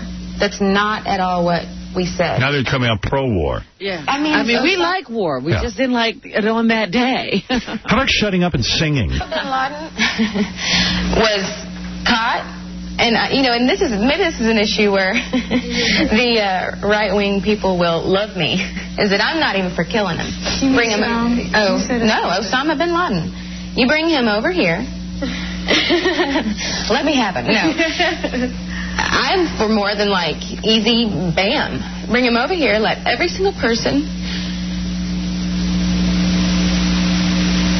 Sorry, I want to say this without crying. Let every single person who lost somebody on 9/11 give him a little bit of torture. Wow. And not enough where it's going to kill him, because he needs to feel every single bit of it. Wow. You don't think Saddam Hussein is a monster? We want to torture Osama bin Laden. Just a little bit. Now, buy our records. I want to say this without crying. The right-wing people are going to love me when I say this. She ain't crying for the people on 9/11. She's crying for the record sales, which, by the way, dropped from 124,000 records to 33,000 in 1 week. Wow. Which is, that's why... a major plummet. That's why they're crying on TV. I guess they are sad. Those are real tears. I just want to say, and this is going to be hard, Robin, that we should rape Osama bin Laden with my strap-on. Oops, did I just say that? I think the right-wing people are going to love me now. Yeah, oh, yeah, they're going to go buy your record. Here's something else for you right-wingers. I want to say this without crying. I'd like to punch Hitler in the face. Marianne from Brooklyn, you're on the air. Howard, I have so much to talk about, but let me do this Dixie Chick thing first. It was so insincere, because I was not in Vegas, Howard. I was in stupid Brooklyn watching stupid TV. It was insincere. It was a bad performance. These Dixie Chicks, Susan Sarandon on The View, they're all crying. They're living in a glass bubble. They don't know what the real world is like, and they have no right to express their political views to the public, because we only want them for entertainment. Well, they have a right to do it. It's just that expect people to react. But you know what, Howard? If they're there for entertainment, they should know a little bit when to, to hold back a little. Well, they don't know. In their defense, they don't know they're stupid. They think they're really bright because they made a lot of money. The young men and women are in Iraq fighting for our safety, and they have no right doing that, especially when there's a war going on. When people make a lot of money, they start to think they know something. It's like, you know what? I've made a lot of money in this business. And I'm a moron. Howard, I claim not to know everything, but you know what? It's not fair when there's young men and women in Iraq trying to protect us so we can go on with our ordinary... You know what? I can't take her I'm beginning voice. to understand the Dixie Chicks. Yeah. Howard, I was in stupid Brooklyn watching stupid TV. Does she yell all the time? Probably. Mm-hmm. Get up! Time for school!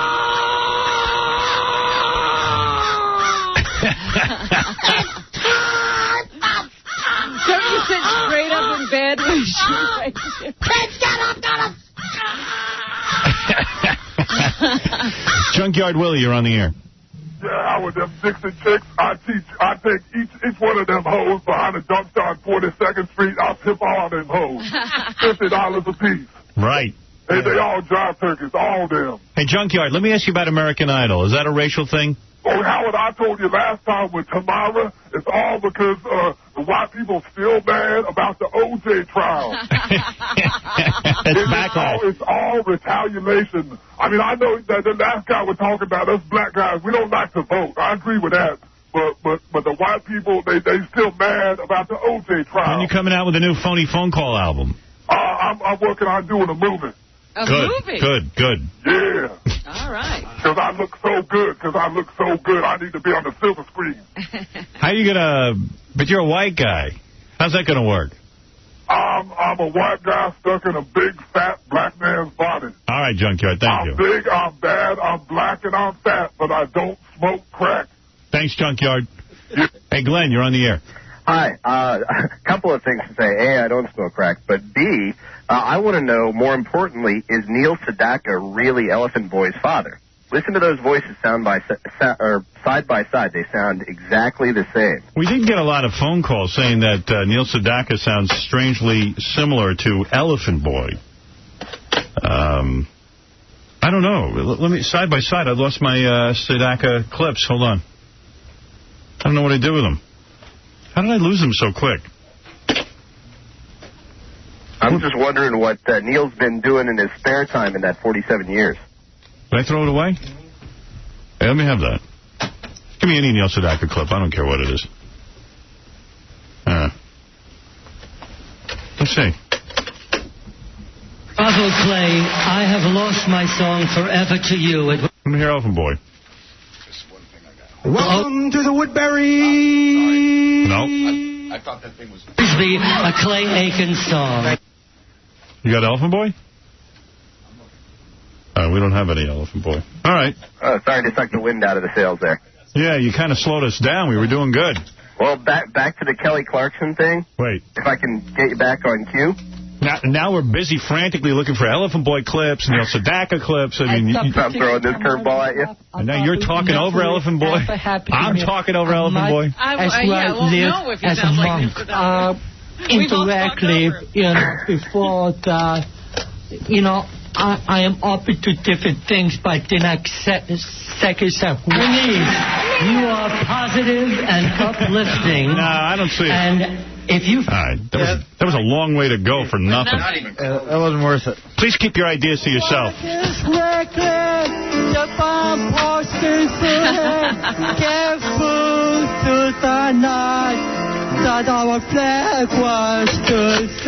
speaking of the national anthem, so I guess there was some kind of NBA contest, and at one of the playoff games, they let a 12-year-old or some young kid sing the national anthem, and she totally forgot the words, and then her coach came out and felt bad for her and stood side by side with her and tried to help her out. This kid's going to have to live with this trauma the rest of her life. It's over for her.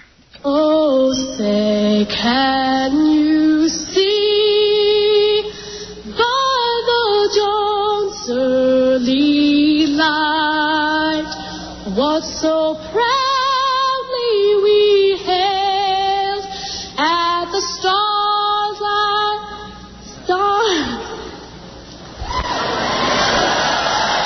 Oh. Hello, Wilbur.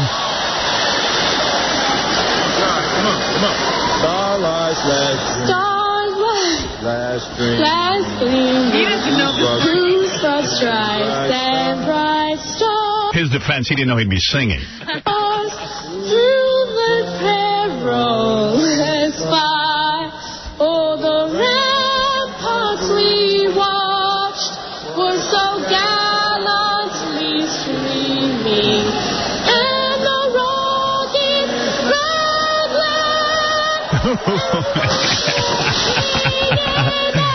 We got to get a new national anthem. Nobody's capable of singing it. Except for Whitney Houston. that our flag was still there. Oh, say just that star-spangled banner yet wave. Oh, the land of the free and the home Oh, man. I smell 4 days a week in therapy on that one. I'm in therapy 4 days a week, and I don't even know why.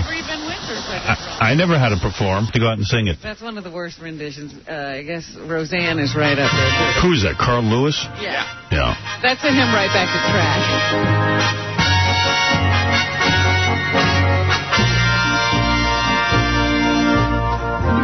Every country around the world has a home national song, which is their symbol. Yeah. Of what the nation stands for.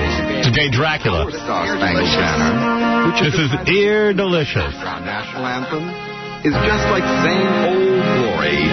That means the flag of the United States of America. And it's my patriotic privilege to meet... All right, enough. But, Enough you of know, that. when I was listening to that girl, it reminds me of that show, America's Most Talented Kid. Have you seen any of that? It's like No. American Idol for children. Now, that depresses me too much, because when little kids get pushed out into the limelight like that, it's just too depressing. Well, it's really horrible because they always shoot the parent who's off stage while the kid is performing, and the parent is there mouthing the words that the kid is singing because they've drilled and coached these kids so much, and they're actually performing backstage while the kid is out on stage. It's just scary. It's so smacks of those, you know. They should make the parents get out and sing and then just put a cattle prod to their balls. Right, and be judged. Yeah, because the parents are talentless. And then if the kid doesn't get enough votes from the judges, they got to go back in the room with the parents. Yeah. You stupid son of a bitch. Kimberly, you are ear delicious. All right, look, I got to take a break. We'll be back right after these words. When I went to the hospital, my cholesterol was 258. He checked me about 10 days ago. It's 150. Okay, Paul from Alhambra, your question. Hi, Tommy. Hi, Paul. How are you? Okay. My father has had heart problems in the past, and why do you hate Howard Stern, you fat ass? I really want to apologize. You know, everybody gets these calls. Larry King Live, and it's part of television today. This is the Howard Stern Show. You're listening to the Howard Stern Show. Check out E! Tonight, Artie's Basketball Challenge. See Artie's one-on-one game against female basketball player Marissa Gravy. It is great television. Really, tomorrow, Johnny Knoxville and his cousin Roger Allen Wade, Jim Carrey coming soon, Mark Wahlberg, Jimmy Kimmel. And that hot new game that everyone's talking about, Shaved or Unshaved, live here in the studio. Shave or unshaved? By the way, you mentioned the E! show. E! is running promos for Howard Stern in Las Vegas. What? Yeah. You mean they're acknowledging that I work there? Absolutely. That's crazy. Why would you do that? I saw 3 of them last night. We're only their #1 show. Yeah. Why protect that franchise when you can have Anna Nicole Smith? Well, it was on the Anna Nicole Smith show that I saw promos. How lucky am I? How lucky am I to be so accepted by the E! Network? Yeah, as a matter of fact, during Anna Nicole's show, you just came along the bottom of the screen and barked. Wow. Good. That's good news, Robin. I never expect to be promoted by the stations that I'm on, but it is shocking when it happens. Okay. What was I going to tell you? Something I was going to tell you. Speaking of stations we're on and being promoted, but I don't remember. Who knows? I saw Joey Buttafuoco and his lovely wife, Mary Jo, are getting a divorce. You mentioned that yesterday. Well, he was at the Hard Rock Hotel with a girlfriend. Yeah, well, they were separated for 3 years, but now they announced they're getting a divorce, and he says it's because Mary Jo got a boyfriend. Oh, it's all right for him to have girlfriends? Yeah, well, I think she wants the official divorce. Maybe she's thinking of getting remarried. You know, that bitch, she gets a boyfriend. Yeah. And ruins everything. Really? Come on. Yeah, just because one of my ex-girlfriends shot my wife in the head, is that any reason to divorce me?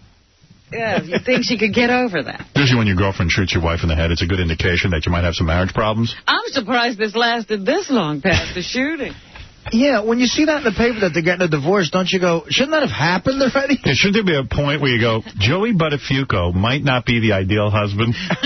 Yeah. Joey said that his wife, Mary Jo, wants $500,000 in the settlement.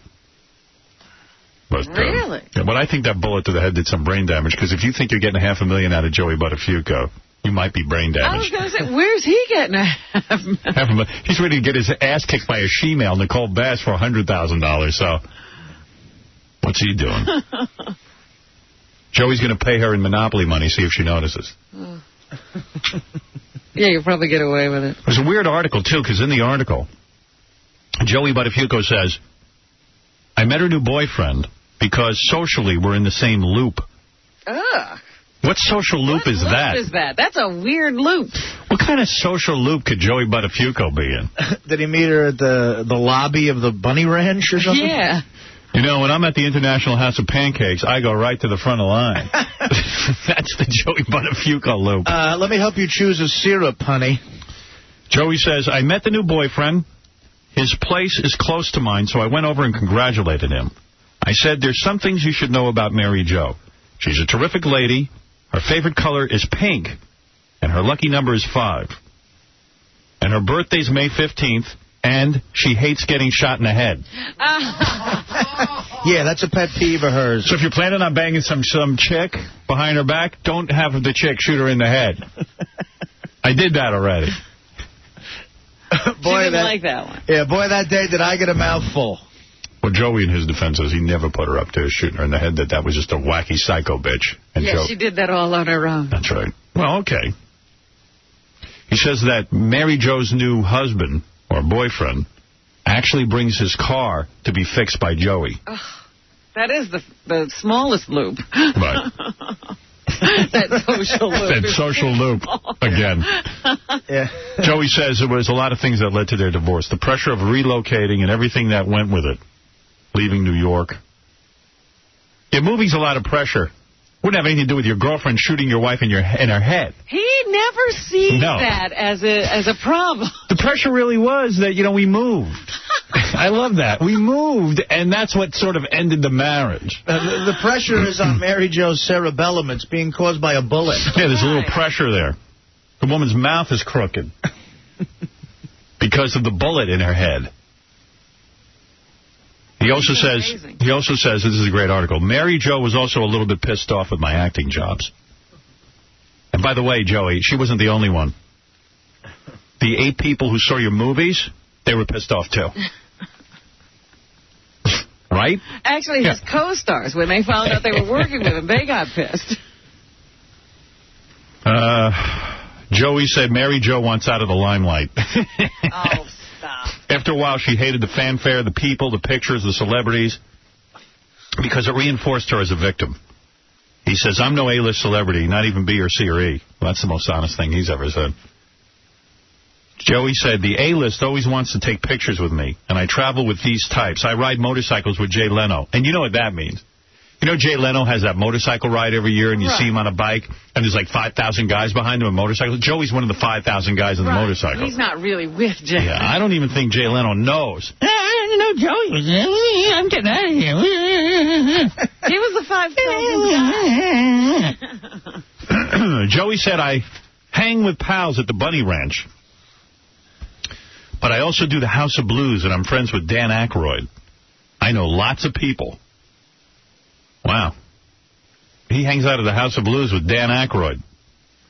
Now, that qualifies you to be a celebrity in Hollywood. That's not E-list. That's no list. Is Dan Aykroyd a celebrity anymore? Joey says, I came to California to save my life and family. But things really went bad when Mary Jo decided to help spring Amy from prison. He's mad about that. She needed to move on. And he wasn't ready for her to move on. Yeah. He wasn't ready for that. Whoa. That's heavy. I love that. Do you love that? I couldn't believe that they stayed married this long. It's defied convention that it lasted as long as it did. Nick Nolte's going to play the Hulk's father.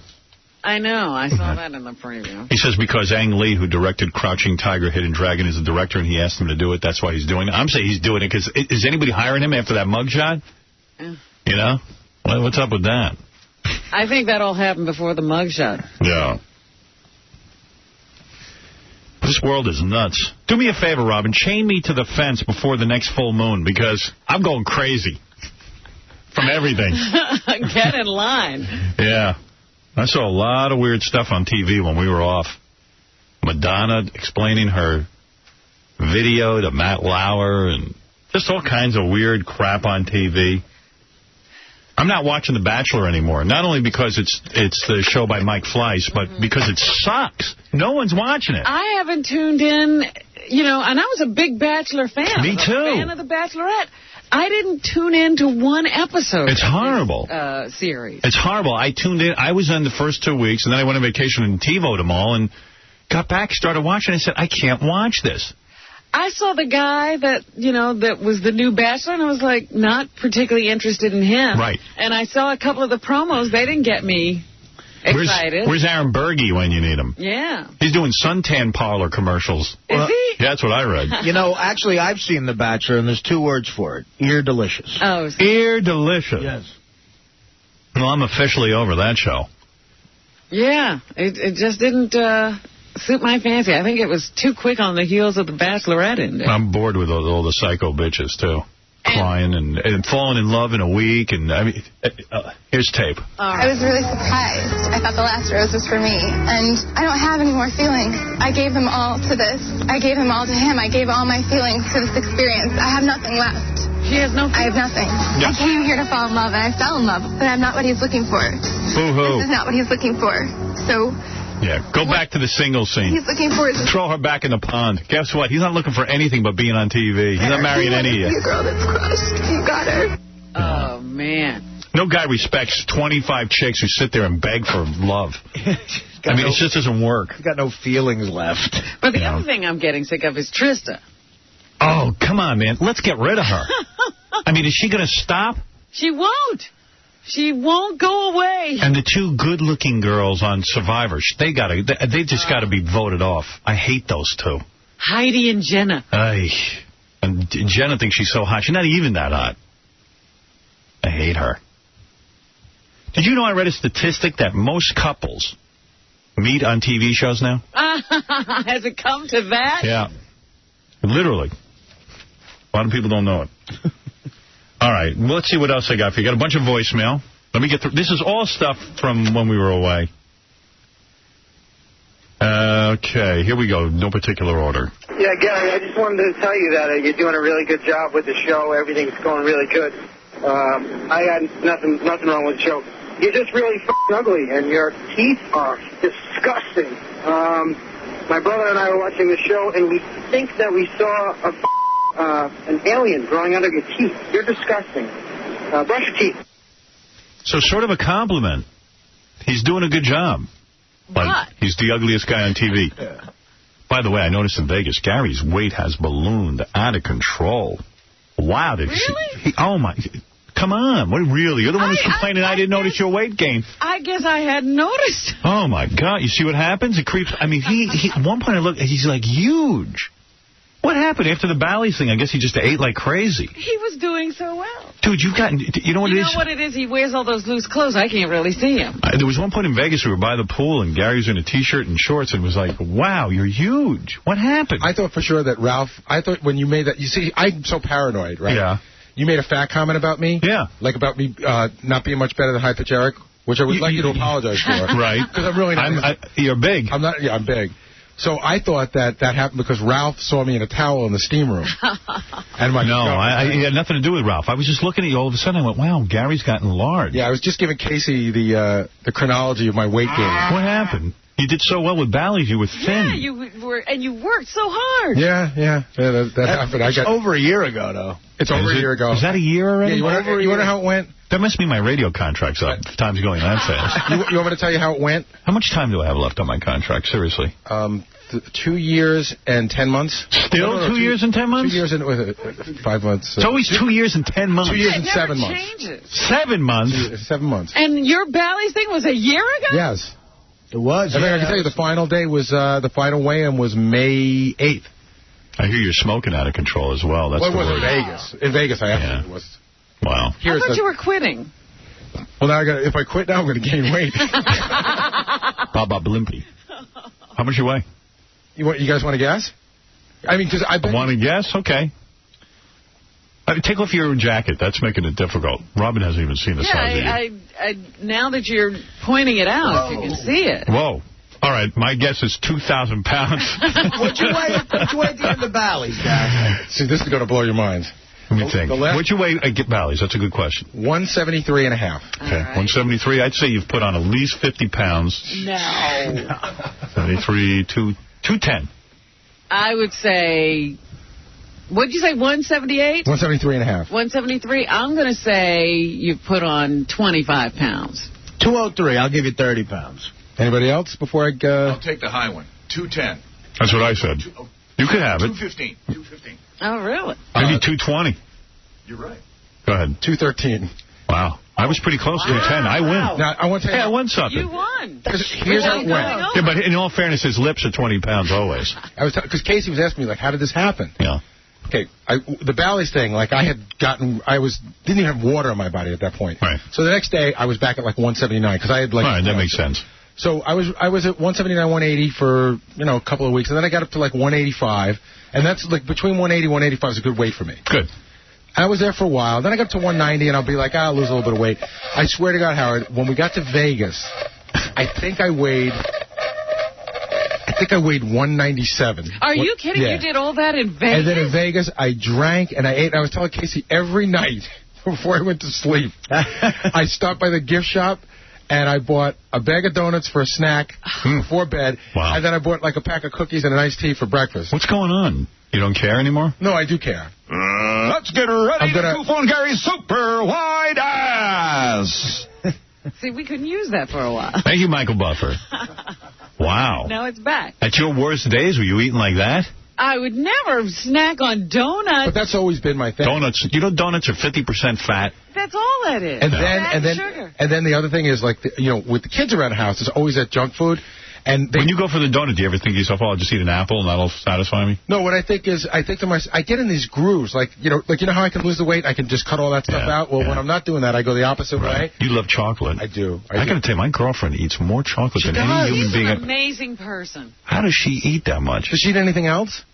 Like does she eat meals? She eats, yeah. We eat meals. We had 3 meals a day on vacation. I mean. But she'll watch herself, but she'll just, we had dinner last night. She goes home and has half a box of chocolate. Wow. Yeah. Loves it. When we were on the private jet, we were on separate ends. The only time we saw each other was at the little basket with snacks. And I bet you she buried you in terms of eating chocolate. I got news for you. You're right. Yeah. She really could put it away. And the other thing, my other downfall. I told her, don't get fat. That'd be a big mistake. I don't think it's in her genetics, though. No, I don't know. To get fat. Not to be. If she's eating chocolate, I don't see it. I said, you're not allowed to be fat. I am. You're not. There are rules. There are rules to this relationship. God damn it. My big downfall is I keep discovering, they keep coming out with new candies that, catch my eye. Yeah. So Twix makes a, Twix is good. I don't like Twix, but they make a peanut butter Twix. Right. I don't like Twix either. I had one of those for lunch every day in Vegas. Yeah. Well, you sound like you only ate snacks for meals. No, he had snacks. And meals. Yeah. You know what? I was only eating... Sake has 180 calories per drink. And is that true? Drinking a lot of it. By the way, no, I'm just joking. I'm sure it's not 180, but it had to be if he blew up that much. But you know what? Seriously? More people complained to me about the drinking show that you were drinking sake. You was such a girl. Wait till you see the drinking show. He has his pinky up. He's drinking out of a little sake cup. Of the bamboo Now, Howard, you've had sake before. It never gets me loaded. I drank almost the whole bottle. I know, but it's not the same as drinking a bottle of wine. I don't know. Or more. It's true about the 180 calories. Is it really? Yeah, I thought that was a... Says who? It says the research department here at the show. Wow, 180 calories for a glass of sake? I don't believe that. No way. That little thing he was drinking? So no way. What's 30 times 180? 10 million. That's how many calories I had that night.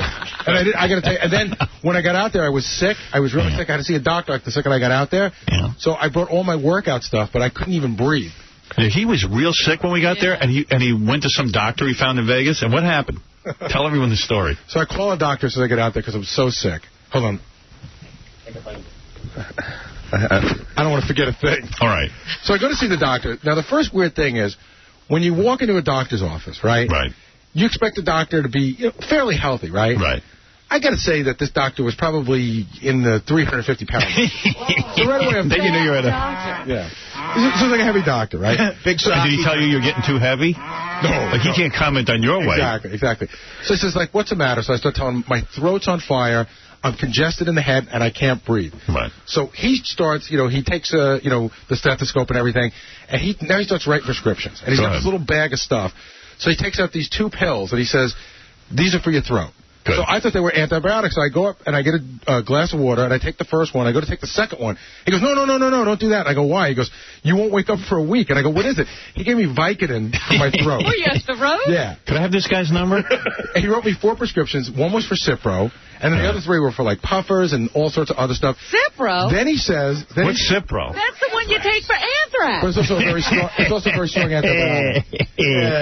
Then he says to me... Does that give you a buzz?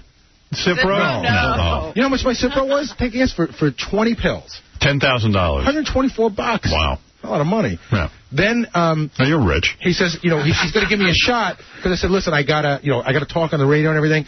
So he goes, I'm going to give you like a steroid, and then he put something else in the needle. And then while he was there, I said, hey, you got any B12? Yeah, throw that in too. Wow. So he throws the B12 in. He shakes it up. So I lift up my sleeve. And he goes, No. And I'm wearing, these Adidas pants. Why can't he give it to you in your arm? Because I think it was the B12. You need a large muscle. Why? Because especially B12, I think, is very thick. And it needs a lot of area to be absorbed. Yes. Dude, he stuck. So the guy pulled the pants down and gave you a shot in the ass? Right in the ass, and it hurt. It hurt like the whole night. So then I went out to dinner with the Pace and Doug, and they're laughing at me because every time I get up, I can't walk because my ass hurts, but I'm also tripping because I'm high on Vicodin. I mean, I really was high. I don't get high from Vicodin. I didn't either when I was taking it. Me neither. Believe me, I take it with alcohol, and I can't get high on it. So did I. Yeah. It made me really... And you're not supposed to. That's like a no-no. Yeah, I thought I was going to wake up dead. Yeah, well, that's what I was going for. At the time. It was after a very disgusting phone call. Oh, dear. Now, can I just tell you one other thing that happened with the doctor that I thought was very interesting? You've had this discussion before. If you didn't know me and you saw me, what nationality? I could be a couple. I could be Jewish. I would think you were Puerto Rican. I could be Puerto Rican. I could be Italian. I would think could be Middle Eastern. Right. I thought you were like either an Arab or a Puerto Rican. Okay. Yeah. Black. So I'm talking to the guy. We don't know. But you look swarthy. I could be anything. Right? So talking to the guy. You look like American Taliban. The doctor and I are making small talk. Right. And somehow we come upon the subject of Williamsburg, Brooklyn, because he knows somebody that's there. Right. And I say to him, I heard that neighborhood's getting better. And he informs me that he heard it's full of spics. That's the doctor. Hey. My 350-pound doctor with the Vicodin. And I'm thinking, like, hey, I could be a spic.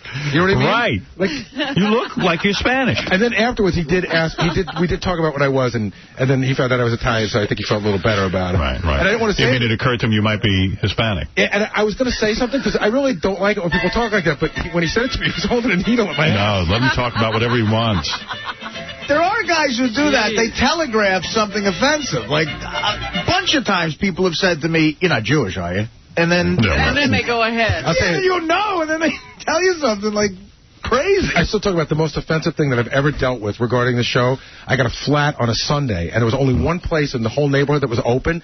It was this big fat guy, and he's changing my tire, and he goes, you're a television, right? And I go, yeah. He goes, Howard Stern show, right? I go, yeah. And he goes, I love it when he makes fun of the niggas. Really? And I was like, but I needed my tire, I wanted to say something, but I needed my tire. Right. Gary's like, thank you, I write most of that. Yeah. I write most of the nigger material. I'm responsible for that. Unbelievable. He said that to you? Yeah. I like when he makes fun of niggers? Yeah. while he was on that big tire machine, and his belly was in the tire machine. Wow. Gary has blown up, though. I had dinner with him in Vegas, man. I've never seen a guy eat that much food. Where? At Nobu. You just kept on... Oh, Nobu. Dude, you were out of control. You were there. I was, man. So you saw some of this. Oh, it was he ordered... You know what? Richie brought out a whole bunch of free food at Nobu, and Baba Booey ordered, like, some rolls. They brought out a tray of rolls, took up the whole table. So that many rolls. And Baba Booey ate the whole tray. I saw you eat the whole tray. I ate a lot of it. That's after he had, like, everything else they brought out. Rock shrimp. Yeah, rock Kobe beef. Easy. Dude, but you know there'll what? be more food tomorrow. You know what's great about Nobu? They don't serve any bread. Right. Yeah, It's dietetic. You can eat as much as you want. I'll tell you, that Kobe beef, though, wow. It's good. Hey, Julia Louis-Dreyfus is on the phone. She is promoting her TV show... Ellie. Watching Ellie or Ellie? Is it Ellie now? I think it's just Ellie. Julia, what is it, Ellie or Watching Ellie? It's Watching Ellie. Yeah, I thought it was still Watching Ellie. Yeah. Hi. How you doing? I'm good. How are you? I haven't spoken to you since we almost did a movie together. I know. When was that? That was like 5 years ago. By the way, may I say I love your voice? It's ear delicious. To quote Neil Sedaka from American Idol. Style. Did he say ear delicious? He did say ear delicious. Poor Julia, so Julia almost played my wife in Private Parts. Mm-hmm. It's true. Hi, Robin. Hi there. I don't think a lot of people know that. Yeah, and by the way, I like you. You think I was mad that you didn't play it. I wasn't mad at you. Good. I'm glad you weren't. I had to stay home and take care of my kids. I understood that. And you know what? I thought we looked odd together anyway. Julia's really good. We actually did, like, I was awful, but she did a good job. And we had like a screen test. Yeah, but we had a chemistry. Wouldn't you say we had a chemistry? I think so. I probably would have ended up banging you in my trailer. Sure. Yeah, I'm sure that would have happened. I have a question that I've always wanted to ask her. Yeah, what did you want to ask her? Why do you work? Because I know that you had a good chunk of money to begin with. I would, never work a day in my life. Your father was like a billionaire, right? No, my father is not a billionaire, and I work because, mainly for money. Really? You need money? See, I always heard the story on you was that you didn't need money. Her grandfather, wasn't your grandfather the wealthy guy, and then didn't your father then manage the fund, the Dreyfus Fund? No, I wish. That's all not true? Let me tell you something. I wish I was the Dreyfus Fund. You're not? No. Are you Richard Dreyfuss's daughter? I mean, I know you... There's got to be some famous Rich Dreyfus in your There's a Dreyfus somewhere. So that's not true, because our research says that your grandfather was the guy that created the Dreyfus Fund, and then your father ran it. Who's in charge of your research department? A mental patient? Yeah, same guy who came up with 180 calories and a cup of sake. Julia, that's not true? No, it's not true. You're kidding. Wow, Then why... we've been saying that for years, that you're a member of a wealthy family. And we're going to continue saying it. Yeah, go ahead. So what's the truth? I mean, you weren't... The truth is that my dad, there's this company in France. It's in fact called Louis Dreyfus Corporation, and it's a commodities company. It's not the Dreyfus Fund, and it's a company that does well, but it ain't no Dreyfus Fund. So you weren't a multi-million... I thought you were worth like $20 billion, I thought she was an heiress. Yeah. I thought you were the Queen of England. Well, I got this from our research department. She's got a lot of money from her rich husband, the comedian Rich Hall. No, she was not married to Rich Hall. You guys, the research department is not working. Rich Hall. You're married to Rich Hall, right? No, I'm not. So, Julia. Yeah. Yes. So, why did Seinfeld turn down your request to do your show? I thought that was rude. What? That's not true either. That was in the notes. That's in the notes, too. I love this. Go down the list of things from the research department, because this is fun. All right, let's go to this. Wrong too? What are you wearing right now? I'm wearing my jammies and slippers. By the way, Let you've me had... tell you something. It's 5:25 in Los Angeles. You've had 2 kids, right? Mm-hmm. You're an 11-year-old. Yeah, your body's very smoking. Yeah. I saw it up close. Nice. I would have made a move on you. You would have made a move? Yeah, I'm sure you would have turned me down, but I would. Yeah, I would have, but thanks for the compliment, I guess. Would you ever cheat on your husband? Never. Let's say you were doing a movie with a guy. Named Howard Stern. And things... I mean, there's a very romantic scene. Let's say it's a very romantic scene, and we start making out, and all of a sudden you have feelings for me. You wouldn't go in my trailer and, maybe use your hand on me? Oh, Jesus. Really? Is it that bad? Is that such a horrible thought? Yeah, it's a horrible thought, and it would not happen. Oh, that's a shame. How do you think she would have handled the scene where you feel her up in her bra? I created that during the film. That was an improv. That was an improv. That was an improv. That was a sexual improv. Do you know I improv through that whole movie? All sex, all the improv. I'm sure Julia would have had me up on charges by the end of the film. This is the scene where Then I would have sued you, and I would be this rich chick today, right? This is the scene where I go to third base with Julia. What do you mean third base? Yeah, take off your pants. We have to do this. It's realistic. We're a married couple. So, let me understand something. You didn't grow up rich. No. I mean, I didn't grow up destitute or anything, but yeah, go ahead. And you didn't... All right, you didn't grow up rich. Jerry, you didn't ask Jerry Seinfeld to do the show Watching Ellie, and he didn't turn you down? No. Oh, God. This is embarrassing. This is embarrassing to me. Yeah, it's embarrassing for everybody there. All right, here's a fact I read. Variety magazine estimates that you made $13.2 million from the 1997-98 season of Seinfeld. Uh-huh. Is that true? No, not quite. What do you think? It's thereabout. 24 episodes, right? At least $100,000 an episode, at least, right? Mm-hmm. No, more than that. On the last season of our show, we made a lot of money. You deserved it. Why not? Everyone was making money. Absolutely. Hey, I'm not arguing it. The thing I wonder, though, what do they make now? Do they have good residual deals? Jason Alexander says no. No? Nope. Wow. No. We're not owners of the show in any way. I've told participate. All the money went to Larry, David, and Jerry. That is correct. Have you seen this? Are you bitter about that? That's a yes. All right, next. Well, I don't blame you. Why? I mean, I read about these shows. Everybody gets residuals. Yeah, but not No, listen. Residuals is different. The residuals you have to get as a member of SAG, you get X amount of dollars. It's not a great deal of money, but you are compensated when they roll these things in syndication. So you're telling me you get the standard deal. You didn't get a special deal. That is correct. Right, like the cast of Friends. I would say the cast of Seinfeld was as important to the show as the cast of Friends. Sure. And then Friends gets a whole thing. They have like ownership. And don't you think that she had the most credibility when that show came out? She'd already done SNL and done some work like Jerry hadn't done anything. Hey. Where was your agent? That's what I want to know. Yeah.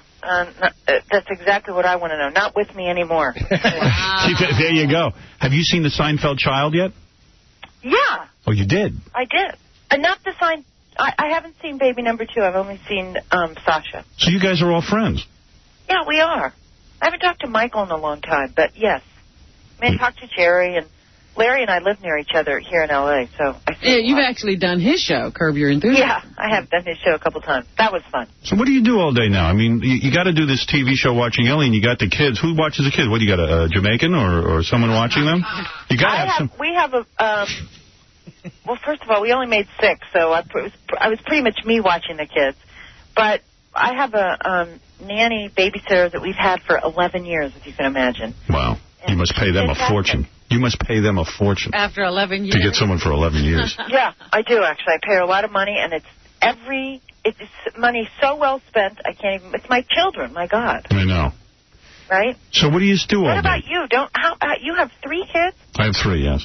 But one's in college. And the other one's Really? the other one's about to be a senior in high school. Oh, my God. And then I got a 10-year-old. Well, Isn't that you weird? let your 10-year-old, if you don't mind my asking, do instant messaging on the computer? Absolutely. Yeah, my kid does it too, but I'm already nervous. I'm moving the computer out of the bedroom and into the kitchen. And she gets tons of porn, my 10-year-old. She gets tons of porno, like, delivered to the email address. And what do you say? She loves it. No. I tell her to delete it. But does she know what it is? She says it's gross. And I said, well, don't look at it. Delete it. And if you look at it, it's, it's men and women. But does she have her computer hidden? Is it in her room? Yeah, sure, yeah. You got to move it into a room where you're hanging That's out. supposed to you be have wrong. to. I do? Yeah, because you know what? I already had the conversation. She seems fine to me. I already had the conversation with my kid. Did you talk to her about, like, if somebody you don't know, don't give them your address? Yeah, I gave her that rap. But, kids, she's not dumb. She knows what to do. Yeah, but the only thing is chat rooms and stuff. You've got to be careful about all that. We don't let her chat room. She doesn't chat room. She says she doesn't. Are you watching? No. Wait a minute. Does she or doesn't she? She doesn't.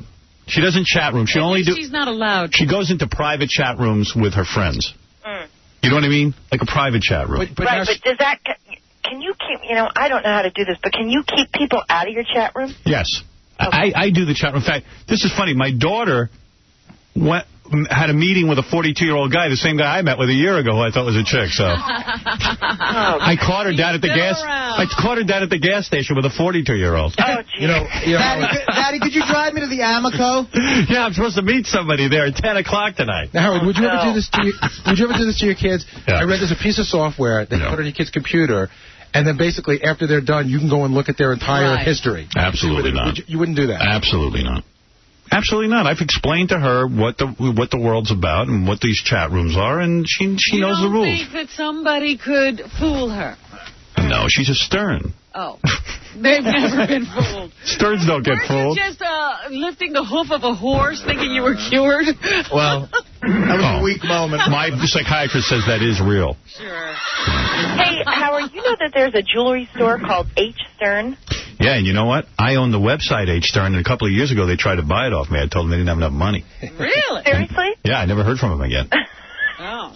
I've got their website, hstern.com. Yeah, but I guess they didn't have enough money. Well, they didn't even make me an offer. That's what I'm saying. They just went away. All I wanted was like $7 million. They got it. They could do that. No, they didn't even make me. They didn't offer me like $100. I just said, I'm not giving it to you. They wanted you to just give it to them? Yeah, I'm not going to give it to them. I'm lucky to own something worth something to somebody. Right. Do you own your own name on the Internet? No. What is it, a porn site? How do you own your own name on the Internet? You register. How does that work? Somebody tried to sell me my name once. I didn't understand what they were talking about. I told them to stick it. See, but you should buy it. What? What do you mean buy your own Or name? tell your lawyer to get on it and say, hey, it's my name, it's unique, and I own it. I don't think that flies on No, it's starting to work. I've been working on... Some guy owns BubbaBooey.com. Really? And he wanted to sell it to me. How much? I think he wanted like $5,000 or something. And I was right. thinking... I bet you got the same letter I got. I got a letter like that. No, I actually tracked the guy down. He's in Texas. He just, these guys, they collect as many names as they can. No, they're trying to make a living. But Julia has a claim that the name Julia Louis-Dreyfus is... But when you say, wait a minute, when you say collect names, what does that mean? You can go register. You can go buy your name. You can buy any name. .com. Do you know that Coca-Cola had to buy Coca-Cola.com off a guy? I had a nice guy who gave me HowardStern.com. I contacted him. He said, you know what, I'd like a meeting with you and tell you some of the things I'm up to. And I said, I'll meet with you, sure. Just give me my goddamn name. And he did. And he was a nice guy. He wasn't a bad guy. I know somebody offered me my name. I turned him down. Who wants that name, right, Robin? I said, I don't want it. You should buy Julia Louis-Dreyfus' name. There you go. I've heard it. She's got the Dreyfus Fund. Julia, so now what happened? You changed the format of the show. The show didn't do well the first season. Well, it did well enough to come back. Right. But you had that clock there. Yeah, the clock, I have to tell you, was irritating and came off about halfway through the season last year. Yeah. That was your husband's idea. No, that was Jeff Zucker's idea. Oh, it was. But anyway, it doesn't matter. So that's off. And then we just made it sort of a hybrid multi-camera show as opposed to just single camera. So we shoot at single camera a couple days, and then we have a studio audience on Fridays. And it's kind of a relief to have an audience for me, to tell you the truth. So when's the show air? Tonight at 9:30? Uh-huh. This is the new revamped Julia Louis-Dreyfus on Watching Ellie. Is this like a lot of pressure? Because so far... the other guys have not done well with their attempts at their own shows. Yes, the Seinfeld jinx. Well, I heard the whole rap was that people were out to get her even before the show came on because they wanted to be able to say that nobody can do it without Jerry. Because you know what? I wish one of you would do it without Jerry. At least one. I mean, it's embarrassing. But the critics were on her before the show even came out. Yeah, it's true. I felt more pressure last year. I mean, I want the show to succeed. It seems to be doing pretty well, actually. People are sort of watching it. Our numbers are good this year. I'd love the show to succeed, but, I don't know. Whatever. I know you're very nice. I felt the pressure like crazy, and this year I'm a little more relaxed about it. I know you were very nice to me, so I'm pulling for you. I mean, anyone who's nice to me I pull for because there's so few people who actually... It's easy to pull because there's so few. I mean, I was shocked you even showed up to act with me a little bit. I was quite complimented. So you should be complimented. What show... I wasn't so horrible in the movie. Did you ever watch the movie? No, I never saw it. Why wouldn't you watch the movie if you were almost going to be in it? Because then, I didn't want it, like I was thinking, should I have done it, should I have not have done it, and then I would feel regret, and By the way, it was one of the best reviewed films ever. Well, see, I should have done it. You should have. It was probably it would have been, seriously, I think it would have been the highlight of your career. Made Mary McCormick. That's right. You know what, but the good news is my sons know who I am, so what can I tell you? They know anyway, believe me. They watched the movie. You could have taken them to the set. Somebody could have told them. The nanny could have told them. I feel like Jerry Seinfeld told you not to do it. Oh, come on. You could have been as big as J-Lo right now. Maybe I'll come on your show. I'll improv a scene where I touch your breasts. Oh. What do you think of that? Yeah, that sounds like a hilarious scene. That's funny. I think it would be. I just wrote that scene. You're a genius. So what's your life like? I'll give you writing credit. Who's your showbiz friends? I mean, I know. Don't tell me you don't have any. You have showbiz friends. Who are they? Who do you go out with at night? Oh, man. Larry David? Madonna? Sometimes, but not a lot. Who? Well, no, I was going to ask, she was part of the SNL cast with Piscopo and Eddie Murphy and all those guys. Do you ever talk to Eddie? No. Eddie's so stuck up. He is tough. I did, but can I tell you something? Did you talk to him? Wait a minute. I thought when I was flying to New York, they played that movie I Spy. Did you guys see that movie? I can't. I won't even watch it. Sorry, it's funny. It is? You think so? Well, maybe it's because I was lonely and I was on a plane. You're on a plane. Right. I thought it was funny, and I love Owen Wilson. Or whatever his name is, Luke Wilson. One of those. One of those Wilson boys. Hey, I watched Made in Manhattan and thought it deserved an award. I liked it. Now you're Guess what, Howard? So did I. Yeah, I loved it. I watched it with my 10-year-old. I just Me thought it was too. charming. Everybody's using that 10-year-old excuse. Yeah, meanwhile, I watched it with my 10-year-old, and I could have easily watched it on my own. and been quite happy with it. I thought it was fabulous. I'm not going to watch it till I get a 10-year-old. Go on the internet. I like that J-Lo. I think she's great. Well, you know what? I don't know how great she is, but that movie was pretty good. Yeah, it was good. But I am curious about the Showbiz Friends things, because not only is she famous, she's got a famous husband, so together they should have some famous friends. Yeah, you must hang out with you know what? I don't have that many famous friends. I mean, Larry David, he's famous, and so sometimes we go out, and, you know... Listen to this. According going out. I don't fall into that category of going out with famous people a lot. That makes me nervous. According to Forbes magazine, your family is worth $1 billion. I just looked that up. See, that's what I keep hearing. But she's saying she's not from that family. $1 billion. No, wait. Let me clarify. You guys are thinking I'm the Dreyfus Fund. I'm not. Well, hold on a second, because I got this thing from our research guy. It says her biological father, French-American lawyer Gerard William Louis Dreyfus, took over running the family-owned Louis Dreyfus Group, a multi-billion-dollar agricultural and shipping conglomerate incorporated in France when he was 37. And that means he runs the company. And it says that... but it's the family-owned company. The telecommunications arm is worth $20 billion. Come on, you've been holding out on us. You are some catch. Wait a minute. You asked me if I'm the Dreyfus Fund. I'm not. And first of all, those numbers are exaggerated, and yes, he's in charge. And yes, he's in charge of that company. What's your house look like? Wow. I might have to come out to Hollywood. This is not... I'm not in charge of this You're going to inherit? You're going to inherit. That's Your old man's going to die one day. And he's got to have put it together, trust fund, unless he's completely heartless. Unless those stepsisters of yours are getting the money. And you know what? I hope her husband doesn't get it. That Brad Garrett. I hope he doesn't get it. Brad Garrett, she's... But wait a second. Her parents divorced fairly early in her life, so I don't know how much of a cut she's in on. What are you talking about? Her father doesn't love her because she got a divorce? I don't know. Does your father love you? Yeah, of course he loves Of course he does. Does he know you? Yeah, he knows me very well. Now that she's a hit on TV, yeah. Yeah, right. He enjoys my program. I heard you live in the Palace of Versailles. Is that right? Yes, that's right. I mean, if you exaggerate $20 billion, so what is it really, $17 billion? I don't know. You know, the truth is that when that article, that company has been named in Forbes a couple of times, and the last time I'd never realized that, and I called my dad and I said, hey, what's going on? I had no idea. So your dad doesn't, hand you, $1 million every once in a while? No, he doesn't. Wow. You don't have a trust fund? No, I do not live off of any money for my family. But you have a trust fund, right? No, I don't. I'm so sorry for you. Wow. No, you shouldn't be. I'm doing very well. I mean, let's read between the lines here, though. She does. She fears, the kidnapping and all that stuff. She doesn't want that to you think she's keeping it? Yeah. She's like Sinatra Jr., She's being smart. I don't know. I heard your house is completely solar-powered. Would you classify yourself as a hippie? A hippie? You drive an electric car, right? Yeah. And you have a solar-powered house? Yeah. What do you think of that, Robin? Oh, well, she cares about the environment. So she's got to be friends with that. I don't care about the environment. But you don't plug your car into the house, do you? We have a charger that's on the outside of the house. You're kidding. No, I'm not kidding. I love the fact that it makes everybody laugh. You have a charger? It's not just us, right? It is funny to charge the house. They charge the car into the house. You got $20 billion. You're charging a car? Yep, charging it. Look at you. You're a good person. So are you anti-SUV and that whole thing?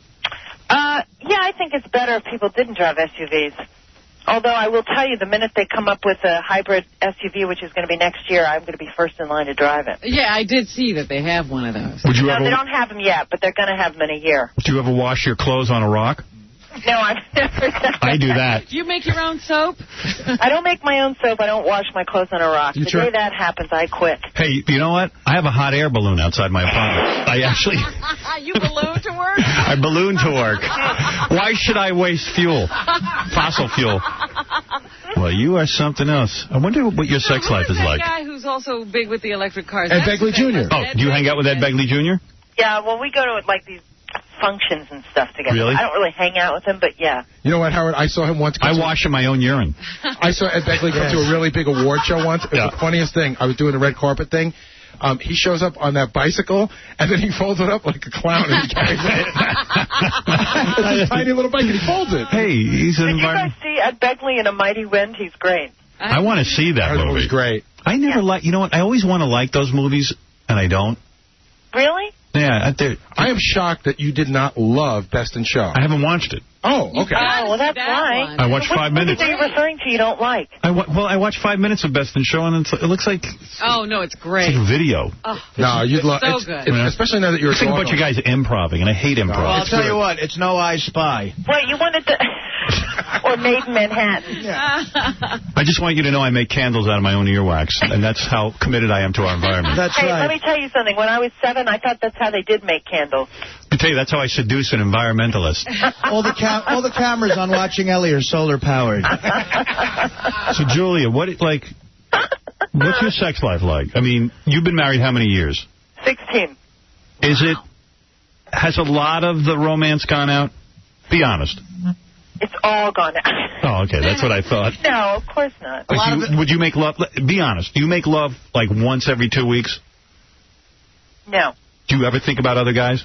Well, are you telling me that I'm going to be answering these questions? Are you out of your... Why? Why can't couples be honest about the situation in marriage? Why not? I'm very honest about the situation in marriage, but not on a radio show listened to by millions of people. Oh, where do we have to meet you? Where do we get this information? Yeah, want to meet at the diner? On a solar-powered airplane and get over here. Are you screwing camera people like Julia Roberts? Be honest. Wait, did she screw camera people? Yeah, that's her husband. That's her husband. She got her husband on making a movie. He's the cinematographer, not even. You don't screw regular people, right? No, only solar-powered people. Right. Did the Stamos ever come over? Who? John and Rebecca Stamos? No, sir. They came over to my apartment, and we were nude. You know what? If things aren't, if things aren't as great as you think they should be, you should invite them over. I'm not kidding. But seriously, you've been married 16 years. Is it still exciting for you? Yes. And you're saying sexually it happens like once every 2 weeks and you can live with that? I mean, you're still young. I never said once every 2 weeks. I didn't say once every 2 weeks. I'm guessing. Who said it? All right, but am I close? No. 2 times a week? Is that enough for a woman with a body like yours? Oh, for Christ. How do you know it's 2 times a week? How many times Because I know it's not. I know it's not more than that. How many times is it, Julie? Because that's what it is. You know, I have a feeling they haven't banged. Wrong. I have a feeling they haven't banged since he came up with the idea for the clock in the corner. Oh. See, they even work together. They're together all day long. But you know what I mean. You're in such an... How much sex do you get? Can I tell you the truth? Don't ask him. Okay, do you know I'm not married anymore. You know the trip to Vegas and to Arizona? I had sex 1 to 2 times every day. We didn't miss. Hey, Julia, you want to... braggart? Me and my girlfriend. Julia, you want to know how out of control he is? Well, him and his girlfriend were in Vegas. They were playing a game called Dirty Little Whore. Yeah. DLW. Yeah. How does that game work? Well, I went down... I want to try this. I went out to dinner, and Gary walked over to the table. I go... And Beth and I had approved this, together. I go, Gary, say hi to my dirty little whore. And Gary goes, what? I go, this is my dirty little Vegas whore. Gary took a snout out of the rock shrimp for 2 seconds. How you doing, game where she has to be, like in other words, I hired her out for the night. Uh-huh. And it was fun. We were role-playing. I got to tell you, I was uncomfortable with it, but he was having a blast. I loved it. I had a couple of shots. I said, hey, dirty little whore. Dirty little whore? I thought all my friends call my whore a whore. Who cares? I paid. I got to know it. What do you think of that game? What do I think of it? Or does that disgust you? No, it doesn't disgust me. I'm glad you had a good time on your vacation. I don't see you dressing up in heels for your husband. I see you like wearing sandals. Like you're kind of an environmentalist. You think she's a hippie? Yeah. What do you mean, like Birkenstocks? Yeah, I don't see you... I don't own Birkenstocks. I don't think they're attractive for the legs. I don't see you like dressing up sexy. And you are a sexy girl. I've seen you. Why don't you see me dressing up sexy? I don't know. Yeah, she's a sexy girl. Why wouldn't she? You know where she looks hot? You don't use patchouli oil, do you? No, I detest patchouli oil. Do you wear a thong? I can't. Yes. You do? Of course I do. You can't get away without it these days. We must wear thongs. And after your children, your ass is pretty good shape? It's all right. I've seen better. I've seen worse. I bet it's nice. She looks sexy in those hair color ads. Yeah, you look good in that. Those are old, you guys. Do you use hemp tampons or anything like that? I mean, how far do you carry this environmentalist thing? Yeah, I use hemp tampons. Julia. Yeah, hemp. Julia. Yeah, and hemp toilet paper, too. Yeah? By the way, soon your kids will be old enough to start listening to me. Yeah, that's when I'm going to stop talking to you. Well, I wonder what goes on. What? I wonder what goes on in that palace you live in. I know. You're dying to know. Listen. Yeah. Julia Louis-Dreyfus. Yes? Is on Watching Ellie tonight at 9:30 on NBC. Okay. She says, watch it. It's funny. What happens tonight? Tonight, I got to make a living because I'm running out of dough. Actually, I have a few episodes like that where I try to do something else to make a living. Tonight, I try... You set up a Dreyfus Fund. Yeah, really. I go to work for my father. You go to work for your dad. Yeah. No, I start, singing in a subway, trying to make money. People throwing money into the guitar case. All right, I'll watch. And I'll watch. How often do you get to New York? Not often enough, to tell you the truth. All right, next time you're in New York, you call me. I would like to have dinner with you because it will look good for me Hey, to be Howard? seen at dinner For with you? you. Yeah, it will look good for me. Howard? Not for you, for me. Yes. I think she's in... Julia, you might be in town next week for the upfront, right? Maybe, if they bring us back. Call me. I think it'll look good for me to have dinner with you. You would like to be seen. I would like to be seen with you. Yeah, sighting of. I'll be in Us Magazine. It would be great if you were at the upfronts with her. That would be very show busy. I don't want to go to the upfronts. Oh, come on. That would be hilarious. I would never go. You'd love it. You'd get a lot of press and publicity. Because there would be no reason for you to be there. It would be hilarious. How about if I just stand next to you? I'm here with make Julia. a comment about it. Have dinner with me and my girlfriend. That'll impress her, too. You mean the dirty little whore? Yeah. Oh, No, that game's over. That was for one day. God. She's not a whore. Yeah, that was out of line, Julia. Yeah, really. Don't insult me. Oh, I'm sorry. I didn't know that. I didn't understand the rules of the game. Forget Sorry. dinner. This ain't Vegas, honey. All right. Anyway, listen, I wish you luck with the show. Come see us when you're in New York. Okay. Julia Louis-Dreyfus, Watching Ellie tonight at 9:30 on NBC. Yes, sir. And I guess that's it, huh? I guess that's it, bud. Take it easy. All right, baby. See ya. Bye-bye. Bye. Ciao. Oh, now you're getting into the chow thing? Yeah. I think she thought I didn't like her, but I like her. No. I think she's terrific. I love that character she does on Seinfeld. Elaine. Yeah. She'll be divorced in 3 years. I thought she was the best thing about the show. There you go. Why didn't you say that when she was on the phone? I forgot. I agree. She's the best thing on Watching Ellie. She really is. Oh, no. No, on Seinfeld. Oh, on Seinfeld. Oh, yeah. So, how much sex do you think she's really having after 16 years of marriage? I have no clue. She's still married to the guy. And why are people hesitant to talk about that? I don't know. Why don't they say it? It's embarrassing. I think it's afraid to say out loud if it's bad. You don't want to admit it to yourself. Yeah, that way you can sort of go on. I was trying to do a little couples counseling. Yeah. Could have gotten him on the phone. Oh. You're clearly the one to talk to if there's trouble. Absolutely. Hey. You'll fix him right up. Who knows trouble better than me? All right, listen, we got to take a break. That was Julia Louis-Dreyfus. She's on Watching Ellie tonight at 9:30 on NBC. Check it out. Tonight on E! Artie's Basketball Challenge. There you go, Artie. Yeah, Artie. You want to see some television? See Artie's one-on-one game against female basketball player Marissa Gravy. Isn't she here? Let's just say a quick hello to her. Oh, want to find out what she did with the 10 grand. And the gym equipment. She got a bunch of gym equipment.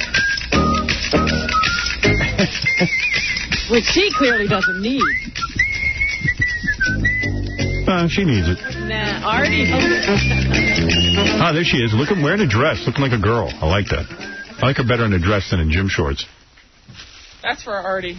Well, Marissa, you pull out a big win tonight. We're going to see you on the E! Show. Yeah. It's a great half hour of television. Watch it tonight. Wait till you see Marissa Gravy and Artie. And I got to say, Artie shocked the hell out of me. The dude's an athlete. Thank you. But he is a brute.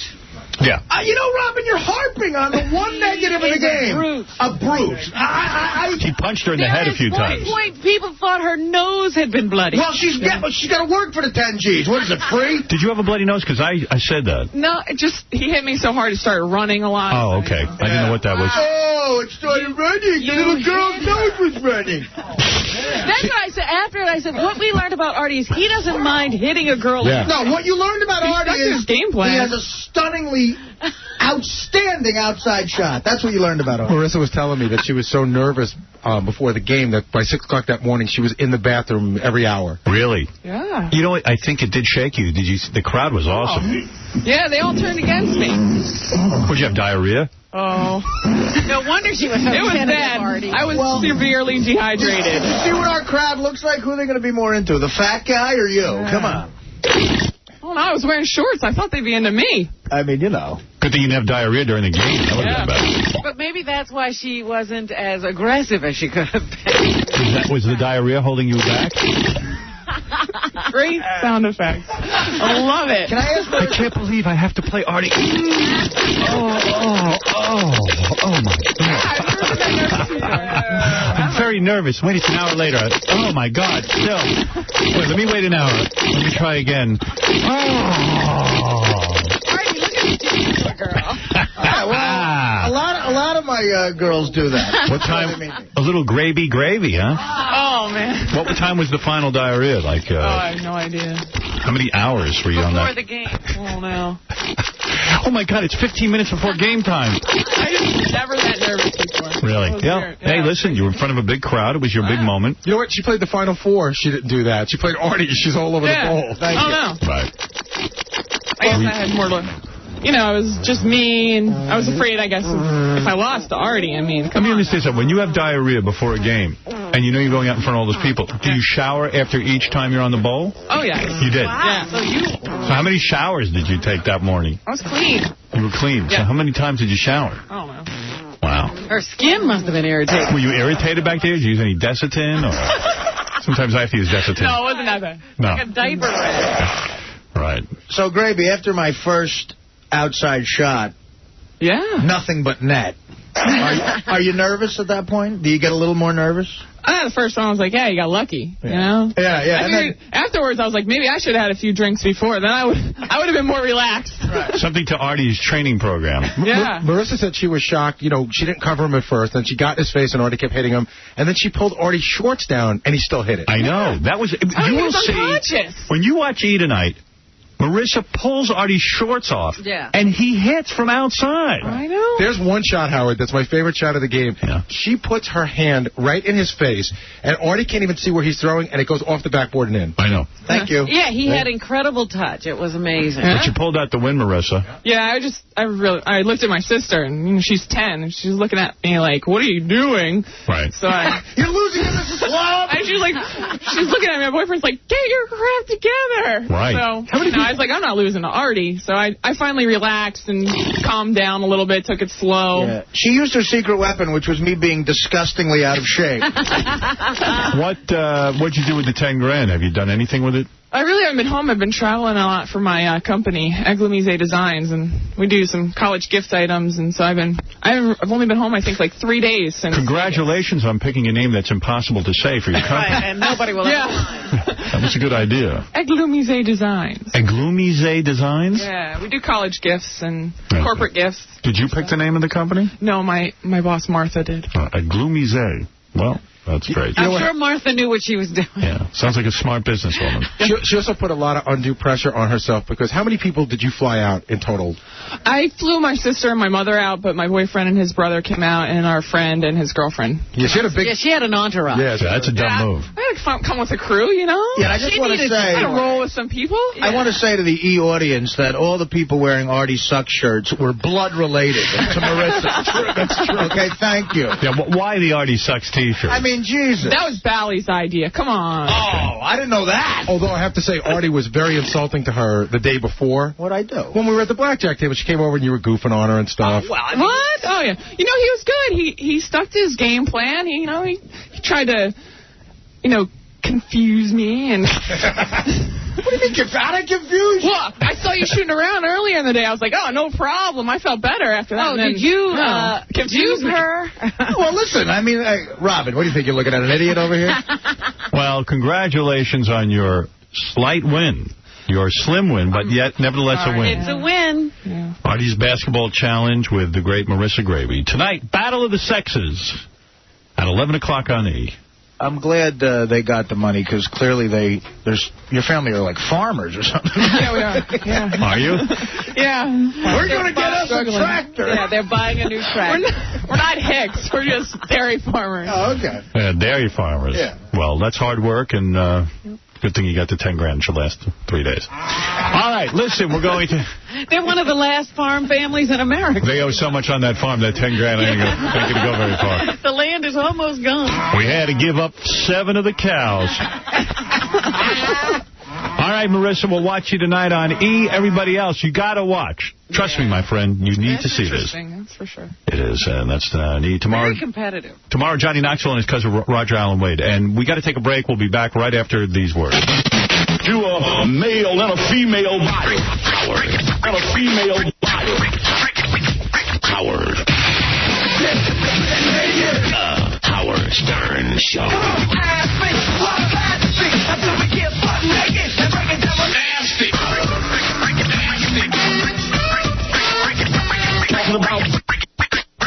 Howard Stern. What? Howard Stern Show. Hi, you're on the air. I take objection to what you do. Yeah.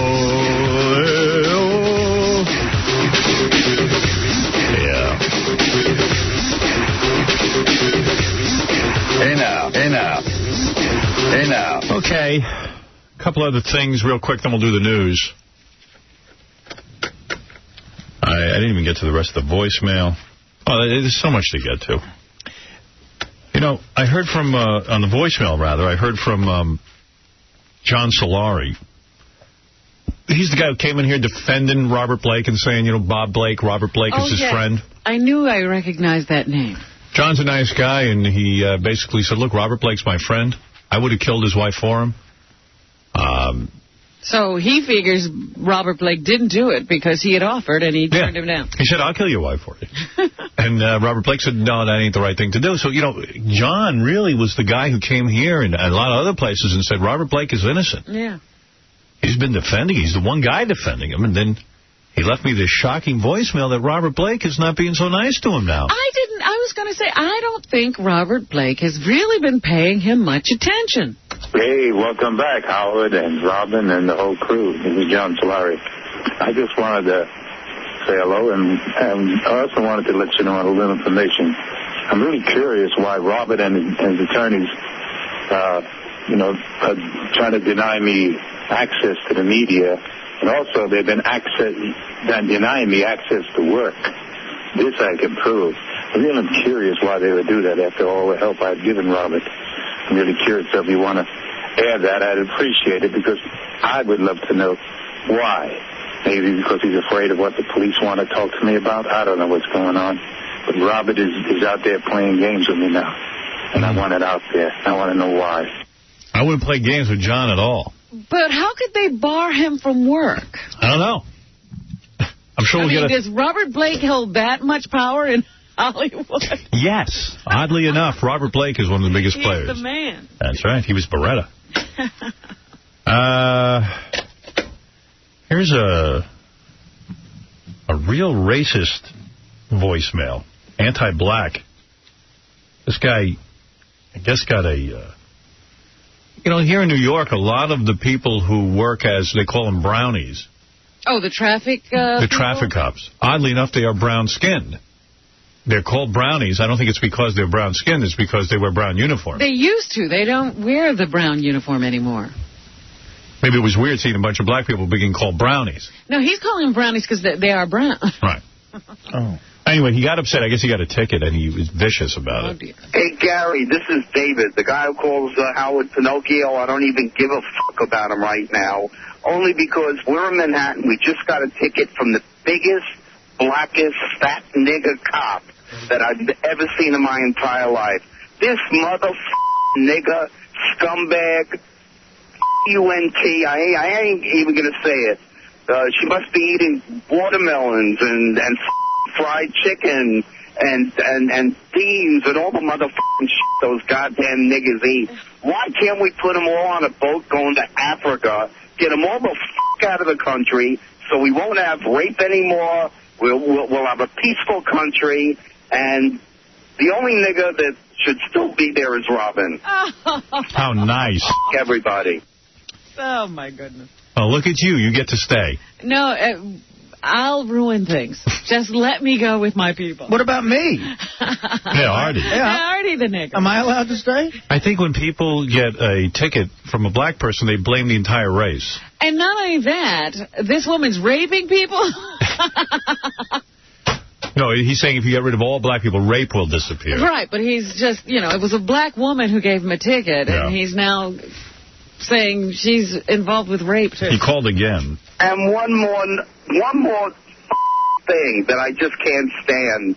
All niggers are fat. I hope they get diabetes, and I hope sickle cell anemia spreads over this country like wildfire. Wow. I'd sing you a song about niggers, but you want to know something?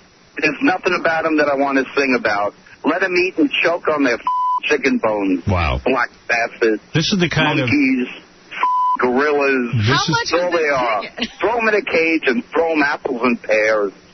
Well, it shows you what goes on. But if there were no black people in the country, he wouldn't have been violating the traffic rules that got him that ticket? That's right. Oh. That's what I think he's claiming that, yes. Well, he's crazy. You thought Pinocchio was bad. Yeah. That's nice compared to what he can come up with. I told you that guy had a screw loose.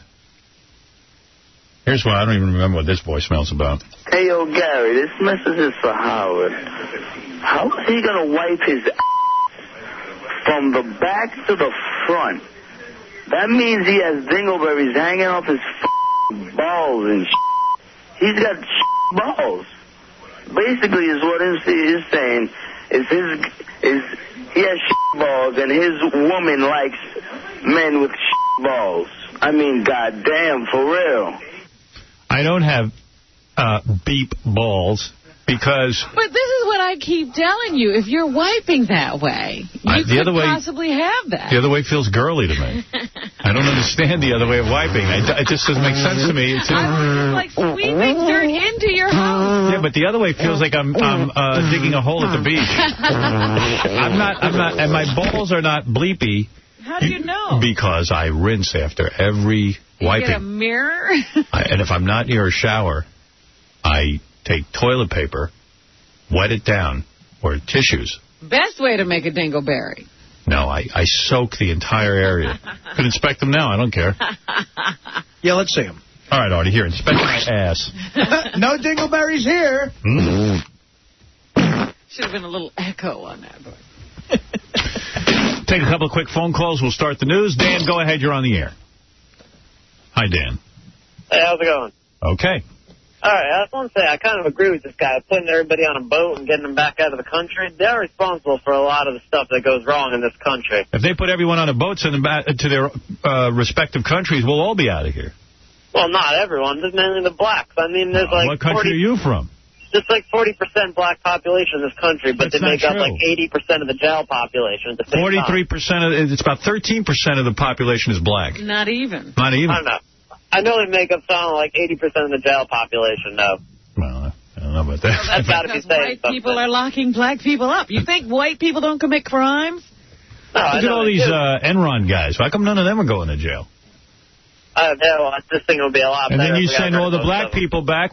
First of all, let me tell you what you're not going to have. The NBA. Basketball, that's right. You have a bunch of white guys. You're not going to have a lot of football. That's all right. I'm not heavy into sports anyway. We can still have snowboarding. You're not going to have. You're not going to have rapping. You're not going to have breakdancing. Thank God for no rapping. Because I'm still breakdancing. I don't know. I think we need to get rid of all the rap anyway. All right. Well, there you go. Well, how do you break it down? Does Derek Jeter have to go back? He's only half black. And what about Halle Berry? Does she go back? No, hot chicks can stay. It's all right. Well, there you go. See, the hot chicks always get a Hot black chicks. Now, let's understand who's hot. Halle Berry's hot, right? Yeah, she's pretty hot. What about the chick from American Idol, Trinice? I don't watch that show. All right. I don't watch too much TV. I think Eddie Murphy's wife can stay, but not him. Okay. There you go. So we're breaking up families again. That's right. She's going to Again. have to take off. It's just like back in slave days. All right. What do you do for a living, sir? Hey, I'm a mechanic. All right. Just want to know who I'm dealing with here over this big issue. Don't black people have most of the broken down cars? All right, You're thank going to you. be out of a job. This is like when we broke up Kizzy and Chicken George. Noah, go ahead. Yeah, what's up? First of all, I want to talk about the wiping situation. You definitely have to go from the front to the back. I know everyone's saying that to me, but Gary was demonstrating it, and it looked odd to me. Wait. How was Gary demonstrating this? Was he in front of you wiping himself? Well, pretending to, with his clothes on. I thought some gay stuff was going on. No. All right, and I just use one piece of toilet paper. I just wipe, tap. I flip it over once, see what's on there. Boom, use the other side, one swipe. I can't believe it. You use both sides? I mean, don't your fingers get dirty when you No, I wrap the toilet paper around my fingers when I first use it. Then boom. Yeah, yes. But that's why you wash your hands afterwards. Wow. Boy, I don't want to shake anybody's hand. It just creeps me out. Yes, Russ, go ahead. Hey, Aaron, how you doing, man? You said years ago you talked to Jackie, and Jackie was saying if you whip it one way, you're sweeping the dirt out of town.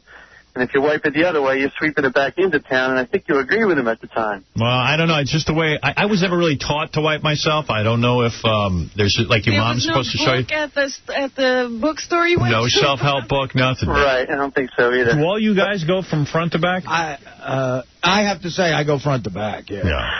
Actually, I do what he said. I do it one way and then the other way, just like when you're sweeping up on the ground. You sweep it one way, then you sweep the dirt back the other way into the little dustpan, and you're all done. But then you're sweeping the dirt back into town? No, whatever's left. All right, I don't know. Michael, you're on the air. Hey, Howard. Hey. I'm telling you, you got it right. Back to front. Of course. It's the way to go. Thank you. It makes a lot of sense. And also, wetting the toilet paper, you got the right idea. You ever use paper towels? Never. Too rough. No. Wet it down. You wet it down. You buy the cheap paper towels, not the real good Well, I have a thing in my bathroom where I go over to my tissue box. What happens is I go to the bathroom. I wipe 3 times with dry toilet paper. No matter what happens, it's only 3 times. If I'm all messed up, what I do, even if I'm not messed up, I actually flush the toilet. I keep my pants around my ankles and my underpants down there, and I shimmy over to my tissue box. I shimmy to the tissue box. Do you ever almost fall? Did you ever think about putting I lower the shades because... This is before or after? No, this is before. And then I take the first piece of tissue. I have a tissue box. I lay it down on my counter. Then my second piece of tissue, I wet in the sink. And what kind of tissue are you using? Does a Kleenex. Then Why are you putting one on the sink? Well, I'll tell you in a minute. Wet a piece of tissue. Would you let me tell you what I do? I'm telling you what I do.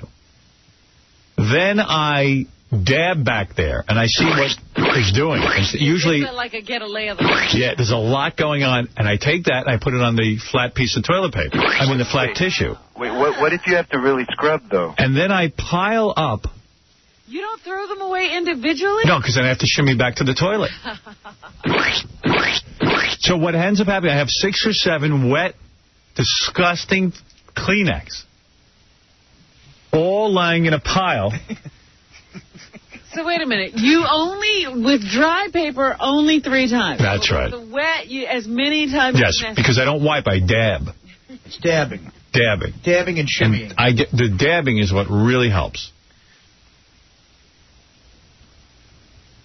And then I take 1 piece of dry Kleenex and dry the whole area.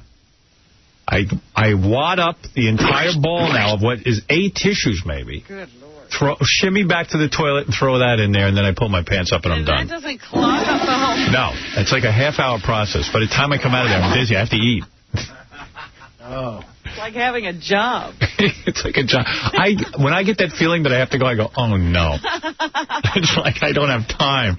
I need to make phone calls. I'm like, oh, or I have to shower. I go, oh, no, that feeling. Now, that's why Marissa had a point. If you go right before you have to do something physical, like basketball, you have to take care of it back there because it'll get really gross. Right. You know, like... and it could affect your game. Yeah. And it makes you itchy. Yeah, it'll affect your game. Right. Hey, I'm thinking of hiring an ass valet. They have those.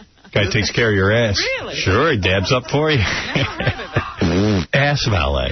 That guy can't speak English. No. You're not going to get a guy who speaks English to do that. More wiping, sir? I'll alert the media. So, that's that. Let me see what else I got. Just let me get off a couple of things here. Oh, I mentioned I was riding a horse. You weren't riding a horse. I mean, I wasn't riding. Well, actually, I did ride a horse. Where? That horse? I rode a horse in Arizona. And I knew... How old does your horse have to be? Well, let me tell you, I knew right away it was a female horse. Really? I'm riding this horse. I hear this guy yell out, hey, look at that big pussy on the horse. And I said, oh, I must... knew this was a female. I knew it was a female. And that was it. No, actually, I was not on a horse. I was going to say, you would have to have a pretty tall horse. I actually read that in Maxim on the joke page. I thought that was funny, guy. I like this joke, too. I read in Maxim. Maxim has good jokes? Yeah, they have people write in with jokes. I'm not a big joke guy, but this is kind of funny. This guy finds out he has 5 days to live. And he decides that one of these nights he's going to go out with all his friends, his guy friends, and he takes his son to a strip club with the guy friends. And all the friends are there. They're at the strip club, and he gets up and he goes, guys, I got bad news. He says, I'm dying of AIDS. This is the last time I'm going to see you guys. That's it. It's over. The son takes him aside. He says, why did you tell the guys you have AIDS? You have cancer. And the guy said, because I don't want them banging your mother when I'm gone. Always thinking. Always being a guy. I got a horribly offensive one that involves AIDS, too, if you want to hear it. Horribly offensive? Real quick. Let me hear. Guy goes to the doctor's office, and he says to the doctor, Doc, I don't know if my wife has Alzheimer's or AIDS.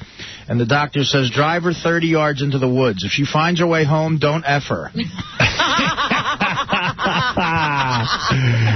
that's pretty good. That's a good one. I like that. It's a little offensive. It's funny. Yeah. It's real funny. Got any with the N-word? A bunch. Yeah, got any other offensive jokes? Sure, I got a bunch. All right. We got time for news here, or I got a break? A little news first.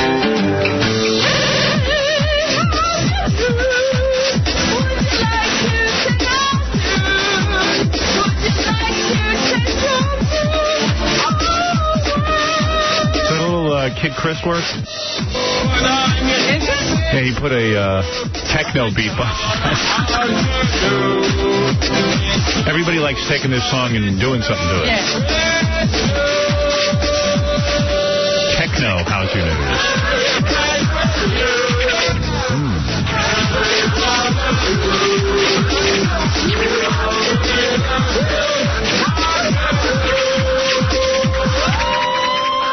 Nice. We got it. What is it, Eric? You there? I was going to give Eric a little gift. Okay, he's not there. Eric? Gone. No Eric. What was the gift? I'll give it to someone else. Shuli? No. Hello? Isaac? Yes. Want a gift? Sure. How about $500 gift certificate to proflowers.com? I mean, Mother's Day is almost here. Go to proflowers.com. Thank you. Yeah, for fresh flowers direct from the grower. Click on the microphone and type in K-Rock for a special offer. Go to proflowers.com or call 1-888-FRESHEST. Howard, I got some advice for you on the whole wiping thing.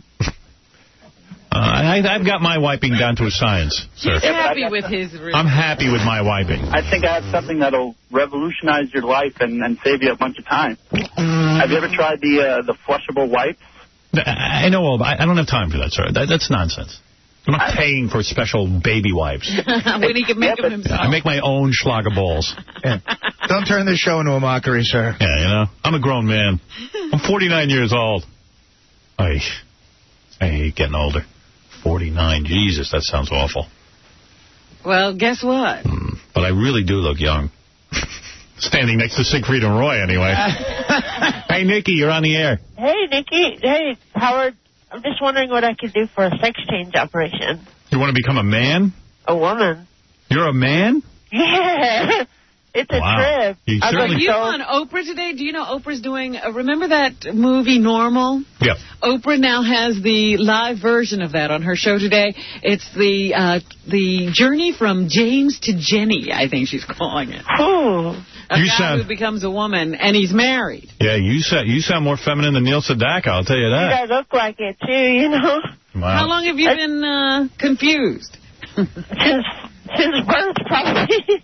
Do you really look like a chick? Yeah, I just got no butt. I'm just like straight up and down. How old are you? 23. Oh, only 23. And you're hot? I have straight friends that want to see me like a chick more often. I always see these guys and they never look hot. They never look like women. The only one I ever see is that Tula, but I don't know how she is now. But years ago, she was hot. She was a James Bond girl, and she didn't tell anyone that she was a dude. Yeah, she got a job as a woman without... I've got no butt, though, like that. I don't even... Just like up and down, just straight. I don't even know that I want to see. I was going to invite you in and so we could look at you, but I'm not going to pay to chop off your penis, dude.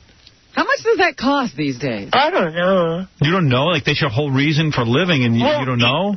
Well, it's like 15 in America, but you can go overseas. Let me tell you I want a butt implant mostly, because then I could probably save the rest. But the butt, then I could go out and do what I do. Honey, calm down. Some of those folks look nasty, Well, I'm just telling you, I've interviewed a bunch of you who have cut off your penis, and you never feel the same down there. You need your penis if you're going to have some sort of sexuality. So. No, I don't even care. It's kind of like I don't even look at it. No. Well, you have sex with men? I have, yeah. I'm just saying you'll never have another orgasm if you cut off your... I'm willing to sacrifice. Really? I think. Yeah. I think you're cutting out... You know what? He can have them right now. That's why he thinks he's... Right. When you sacrifice... I'm talking about having no feeling down there. I've never had an orgasm, Oh, please. Of course you have. But listen, you know what? I haven't, Howard. Come on. All right, why don't you come down here, let us look at you. We'll tell you if it's worth the trouble. I'm in Seattle, Washington. All right, then forget it. What do you want from me? Don't hack me in Chinik. Sorry? I'm sorry, too. Well, he sounded annoying. Yeah, he doesn't want to have the operation here. He wants to go overseas, but then the plane ticket costs money. I guess none of these dudes can get jobs because they look so goddamn weird. Yeah, where are they going to work? Patricia Fields closed, didn't it? Yeah. Now, you didn't think Dana could pass? No. Not even like in a semi-lit... I mean, Dana looks great and everything, yeah. Compared to a lot of these dudes, but I still think you'd know it's a guy. Yeah, but that Tula chick you brought up, I remember looking at her. She was hot enough to really get you confused. Yeah, about your feelings, Yeah. And then your man, baby. I would let Tula use his hand on me. She's the one you talk about. Even after knowing. No. Once I know, forget about it. I'm saying if I met him in a bar, I wouldn't have known he was. You'd have a crying game situation. Yeah, I'd be pissed. Be like, you didn't tell me you were a dude. I think he could pass. Tula's the one you talk about in your book, right?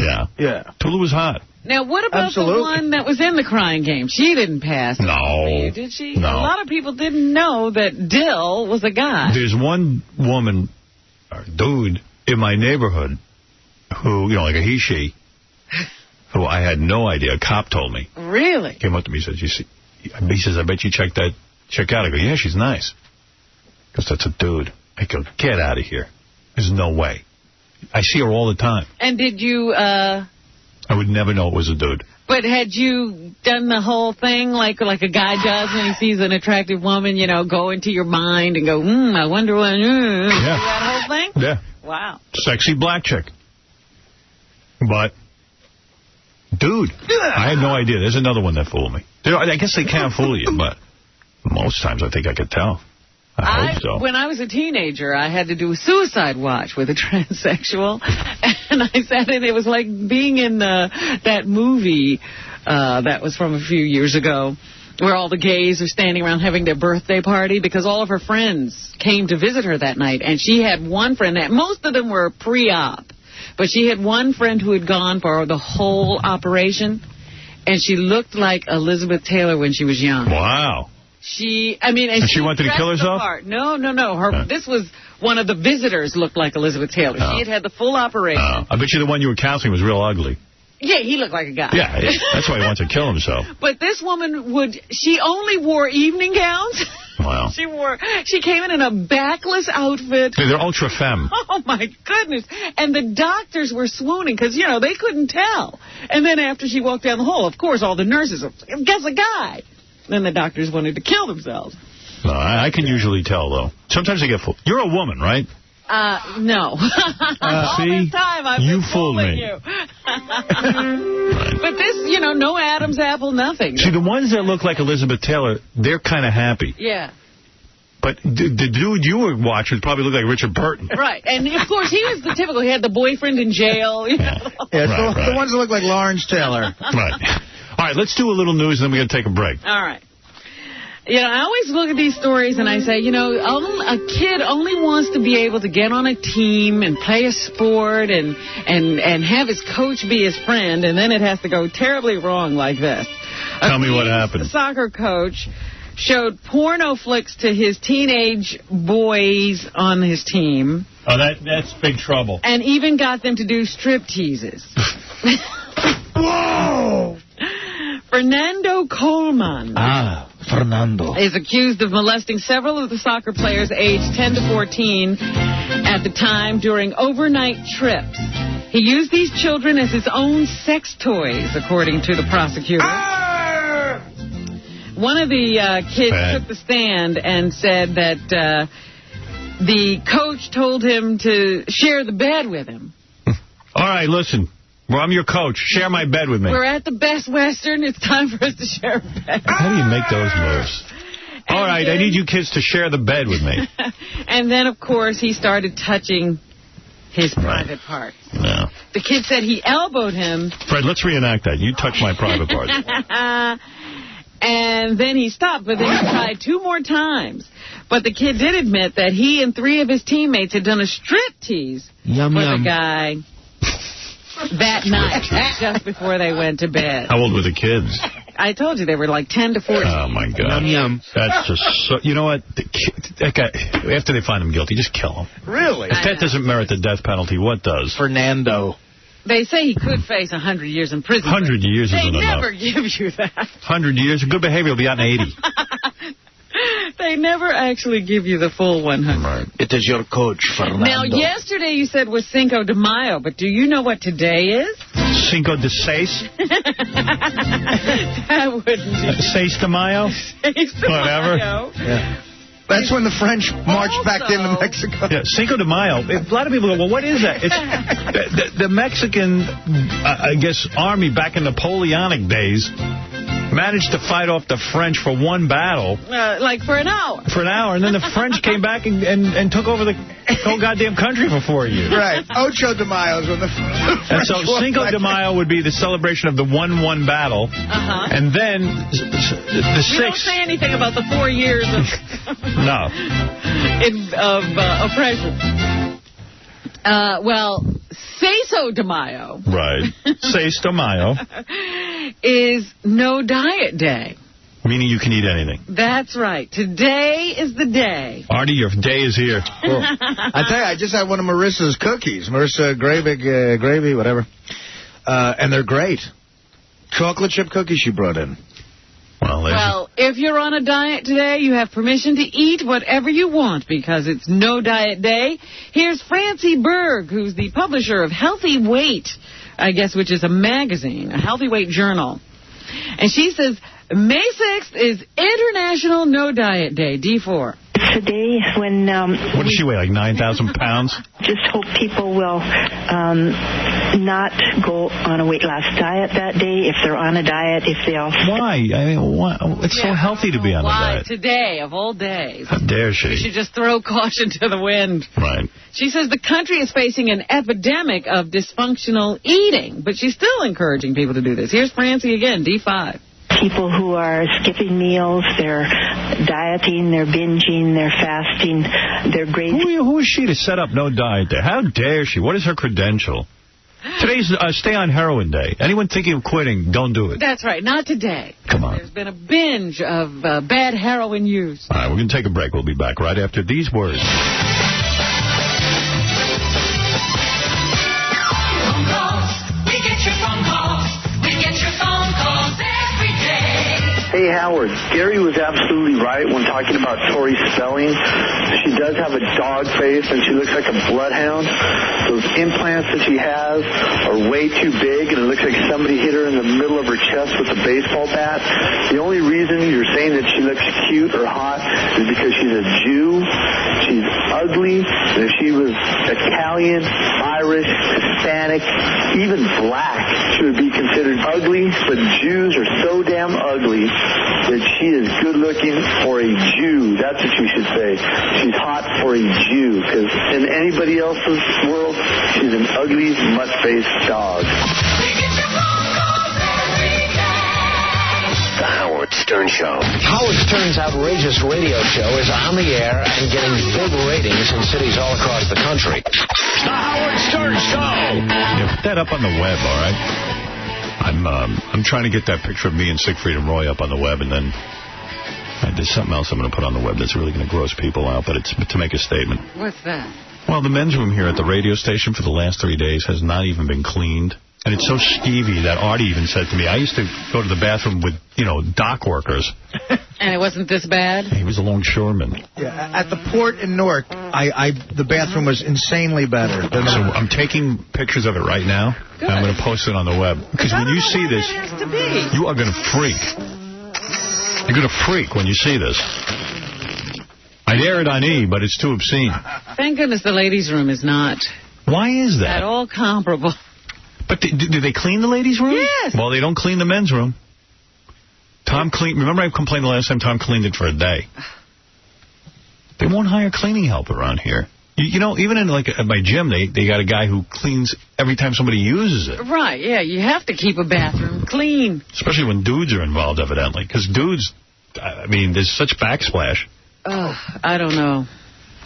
You guys are messy. And nobody wants to clean up after themselves. No. You can't do that. The stuff that you see in our men's room, I don't even know how it's possible that it's there. It's on the seat, it's on the... it doesn't make sense. I don't even know how you do that. How that happens. And everybody here knows they're going in there every day. You think you'd take some pride, Zach. I don't want to be in a place like that. Yeah, a lot of the guys like to take pride. Well, that's how the ladies' room stays clean. We keep it clean. Yeah, but you see, and this is going to sound weird, but as an American citizen who doesn't speak broken English, I don't feel I should have to clean after myself. You know what I mean? I've lived here my whole life. Yeah, so you have the right. Right. Robin, let's do the rest of the news. All right, just one more thing about this No Diet Day. Here's Dr. Joel Furman, who's a diet doctor in New York, and he says you can eat all you want and still lose weight so long as you eat the right stuff. D3. You can't overeat on these foods. The reason Americans they're disconnected, their sensation between what hungry, they no longer can feel how much food they need. They have to count calories because they're hungry all the time, they're craving. They become food addicts. That's right, Artie. What? And speaking of addicts... Food addict. I can't tell when I'm hungry. I'm always hungry. You're an addict. Yeah. Look up on your TV screen. They're taking pictures right now. Oh, good. Okay. Of the bathroom. I can't see anything but the guy taking the pictures. Yeah, that was gross. What else is in the news, Rob? We were talking about William Bennett, the guy who wrote the Book of Virtues the other day, and I told you he has lost, they say, somewhere around $8 million in gambling over the years. Nothing pleases me more than hypocrisy. I love when they have one of these right-wing, holier-than-thou guys who tell you how to live your life and how we have to have morality, and then all of a sudden they catch him doing something weird, like either going to a hooker, gambling, doing heroin, something. It's just the best. Yeah, and so even he now says that while he's done nothing illegal, he now realizes that was not the right example to be setting, and so he is giving up gambling. And to blow $8 million isn't the right example? Money that people could have used to do anything with? To have gambling debts of that nature were not, that was not the example he should have been sending out. So he's going to give it up. And in the paper today, there are some examples of when your gambling behavior is becoming risky. I think this is from the Post. They say, watch out if you constantly think about gambling. Isn't it funny the last two stories are so arty? Yeah, I was going to say, Robin, stop picking on me. Yeah, the food one and then the gambling one. Yeah. You can't stop gambling once you start. I'll tell you what, I can't wait to get back and play craps again. I'm going to Atlantic City. Yeah, I'm going to Atlantic City. I was going to say, man, why don't we plan a trip to AC? We're doing it. Yeah, we'll go play some craps. Okay, you got it. Do you borrow money to gamble or pay off your gambling debts? Well, you have. I have in the past. You bet more and more money over time to get the same rush. Of course. Lie about how much time or money you spend gambling. Yes. Yeah, Artie. That's a yes. Are late for appointments because of gambling. Wow. Vacation only in places where there is gambling. And believe that the only way out of financial problems is to continue gambling. And have you been in a failed sitcom with Norm Macdonald? So there you have it. Something to think about. Yeah. We were talking about, when we first got back, you said you did the story about the 27-year-old man who was rock climbing and had a boulder fall on his arm, and he had to saw off his own arm. Mm-hmm. Well, they went back and they found the arm.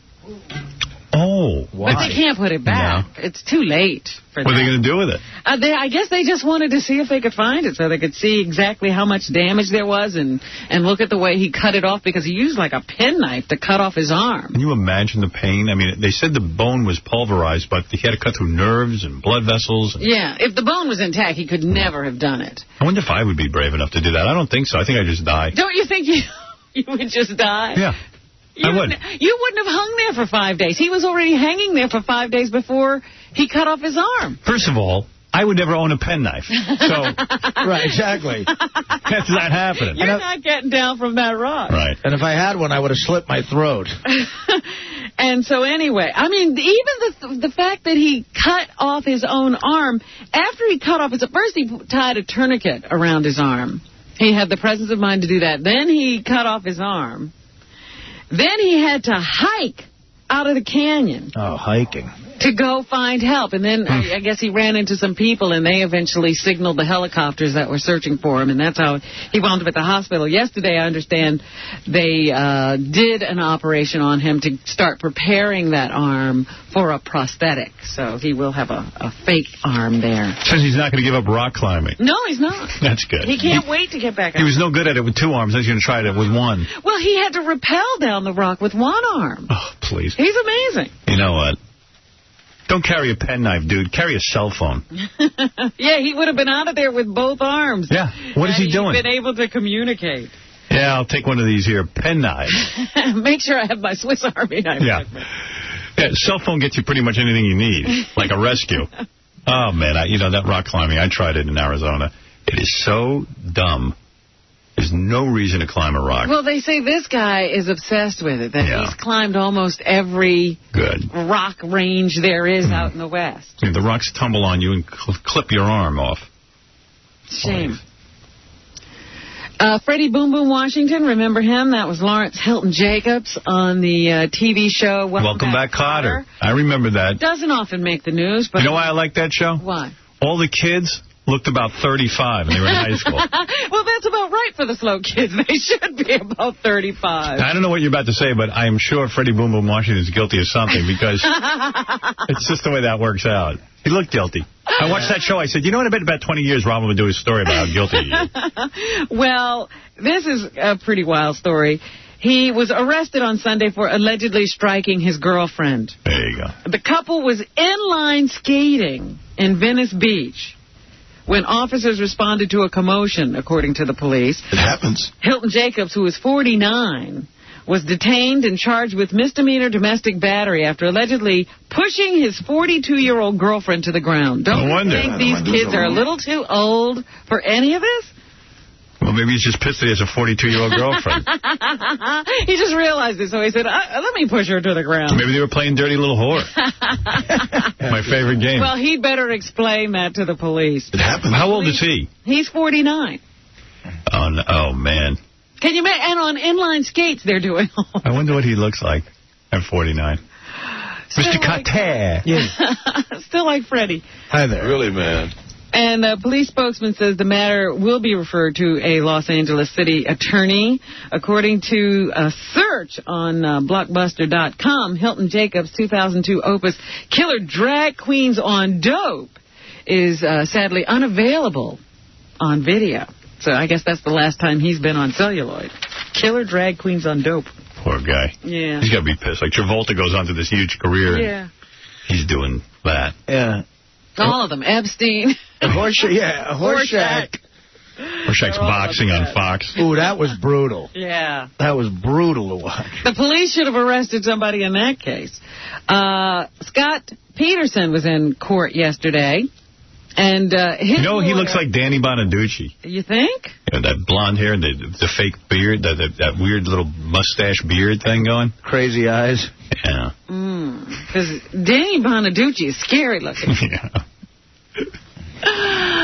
Well, Scott was in court yesterday, and his lawyer says not only are they going to prove that Scott Peterson is innocent, they're going to find the guy who actually did this to his wife and child. So. Yeah. Oh, you don't think that's true? Have they questioned Danny Bonaducci, actually?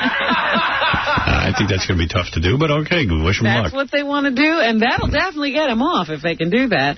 Raul Felder is back in court with Mike Tyson again. He has a history with Mike Tyson. He actually represented Robin Givens in her divorce from Mike, and then also represented Kimberly Scarborough, who is a woman who who accused Mike of fathering a child with her in 1991. Now Felder is representing a woman named Wanda Graves, who has a 12-year-old son, and Miss Graves claims that Tyson fathered her 12-year-old boy when he raped her. So, once again, Mike Tyson in court, in family court, I guess. I think he'll do well this time in family court with that big giant tattoo on his face. Yeah, he certainly is a client you'd want to present to a judge. I want to put a bag on that head. William Shatner making the news today. He has produced the most embarrassing Beatle cover ever. That's what he was voted. The worst Beatle cover of all time for Lucy in the Sky with Diamonds, which we've played many times. He's best known as, of course, Captain Kirk of the Star Trek series. He's not the only thing. I was going to go to break, but I pointed to Fred like I thought it'd be cool. We'd go from the song into the break. And here we are. And it didn't happen. Let's try it again. Let's put the song back on.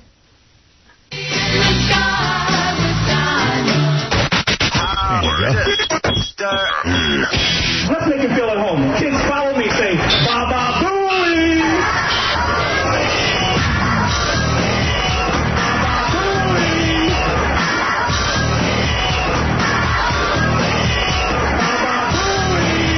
I love Howard Stern.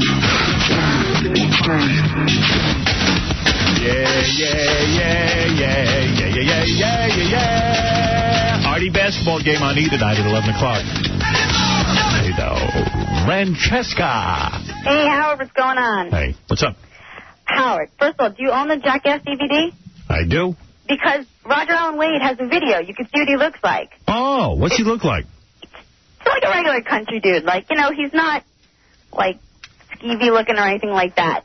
He's just like a regular, you know, country you'd see him on, like, CMT or something. But is he fat? Has he got a gut? No, not at all. Not at all. Beard? Nope.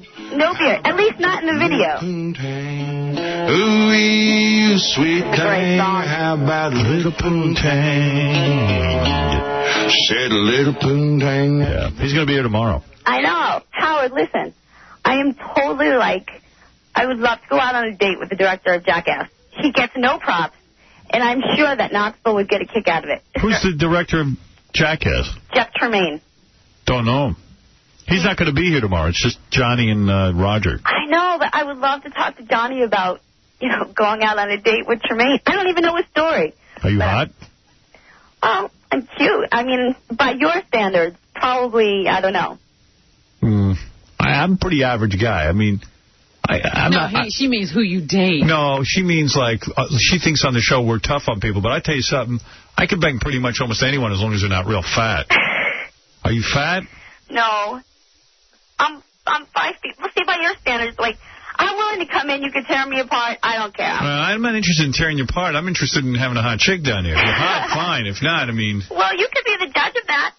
I got a feeling this is a disaster. No, really, it's not. How old are you again? I'm 28. Are you chubby? No. How tall are you? 5 feet, which is very short for you. Yeah, and how much do you weigh? About 100, 105. But I exercise every day. I'm a very healthy person. Who do you look like? People say I look like Alyssa Milano, but I don't know. I have to see this. That's good. And how do you develop a crush on Artie. How do you develop a crush on the director of the DVD? The guy who directed Jackass. Yeah, and you've never even seen him, or you don't know? I've seen him. He's been on, like, tons of episodes and stuff. I just love Jackass. I'm, like, a huge fan. All right, so I'll put you on hold. You come on down. You better look like Alyssa Milano. Well, Howard, look, you could be the judge. I don't want to. I'm just telling you, you better be honest, because I'll throw you out right in front of everyone. Well, that's what people have told me my whole life, but... You tell me, do you look like her? I don't know. I'm hard on myself, you know what I mean? Or do you look like someone who eats a lot of Milano cookies? I'm Italian, Artie. You could be... I don't even know that I want to muck up Johnny's appearance because Roger Allen Wade I'm a big fan of his. I don't even have to go. Dude won't be. I don't get why she's got a crush on the guy who thought up holding the camera steady while they jumped into a ceiling fan. Yeah, how much directing does that take? I mean, first of all, I love that movie. It's amazing, but it's not like a director's. And the reason the director doesn't get much props is because there's no reason to give him much props. It's not like he directed anything. Much like Artie And says, some of he the just stunts, holds the too. camera. I don't even have to come on camera. If I could just come down and talk to Knoxville about it, I would just love it. What do you think? Oh, let her come down just in case. You know, if things are going bad in here, we'll bring her in. Okay. Yeah, someone will bang you. Right. Yeah, someone here will bang you. Maybe Benji. All right, hold on. Thanks. All right.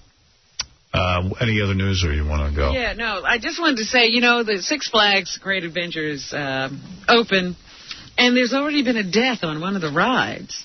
I don't want to talk about this. I just want to tell you that they think this 11-year-old girl passed out while riding the Raging Bull roller coaster because she might have been drinking or eating something. Yeah, well, of course. I mean, don't drink and eat. Ever. It's always bad for you. Right. They're now posting signs all over the park in Illinois saying, you know, no candy, gum, or drinks are allowed on any rides. Well, look, I just know Six Flags, and that's a great place. I love Six Flags. I'm going. I love those rides. Don't drink or eat. Eddie Murphy has a new movie coming out. It's called Daddy Daycare. I'm sure you're going to be in line for this one. Oh, it looks awful. I was watching the premiere party at on Entertainment Tonight or one of those shows, Access Hollywood. Even that looked horrible. It was just like, the movie looked Eddie Murphy looks, you know, he's the new stone-faced Eddie Murphy. He rushes past the photographers who are all there to, you know, because in honor of him. Right.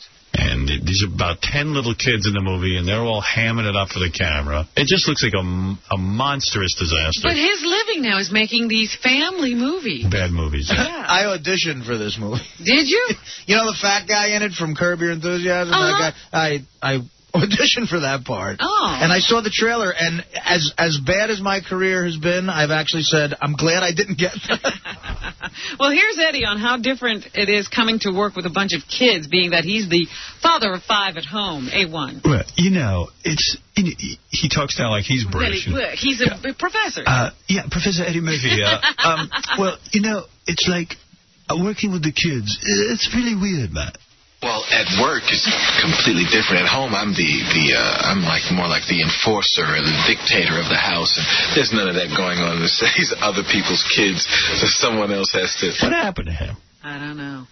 I don't know what Hollywood did to Eddie Murphy. It'd be funny. But that's not the Eddie Murphy we grew to love. Bad. John Cusack is in the movie Identity. Yeah, is that a good movie or what? It was #1 last week. It's got that horrible actress Amanda Peet in it. I can't imagine that anybody would want to see that. I don't think she's there a lot. Oh, good. Maybe I could watch it. It is a rather large cast, so they can sort of tuck her away. Why would they put her in it when there's so many actresses you could put in there? Well, why her? Why would they do that? What is it with you and a man, or whatever her name is? I just don't get it, that's all. You know, I agree. Something about her. I don't dig her at all. She was supposed to be the next hot thing. Remember when she was making all those movies? She was going to be so funny, and she was going to be the next Julia Roberts or something. Well, it turns out she's not. Yeah. Well, anyway, John makes an attempt to classify the film genre, A4. I don't really know what genre it is. I mean, it's kind of a... Well, maybe you ought to read the script.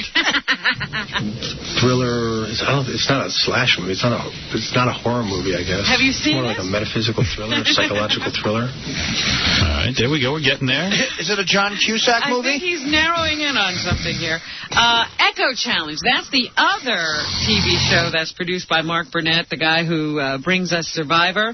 And I guess this time they have celebrities in the Echo Challenge. Hayden Christensen, of course, who plays Darth Vader, actually, in the new versions of Star Wars, talks about why he competed in Echo Challenge Fiji and what he learned about himself before. I came to do it with my brother and sister, but I also came to test myself. So first and foremost, you sort of figure out your own, limits. But for the most part, it's just like... Who is this guy? He's Anakin Skywalker. Oh, I don't care about him. I just thought it was interesting that he's doing this TV show that you see on cable. He should be on Celebrity Mole. That's right. Beth got called to be on Celebrity Mole. Oh, I heard they were doing a new one. Is she going to do it? Oh, please. She even said to me, first of all, like her agent calls her and goes, you're not going to believe this. Are you sitting down? You're going to be on Celebrity Mole. And she went, I am? What do you mean I'm going to be on it? He goes, yeah, it's Celebrity Mole. You have to do it. It's fantastic. Network. You couldn't believe she didn't want to do it. She said, well, that's like being Chris Judd. She goes, I know I'm being asked to do it because I'm Howard Stern's girlfriend.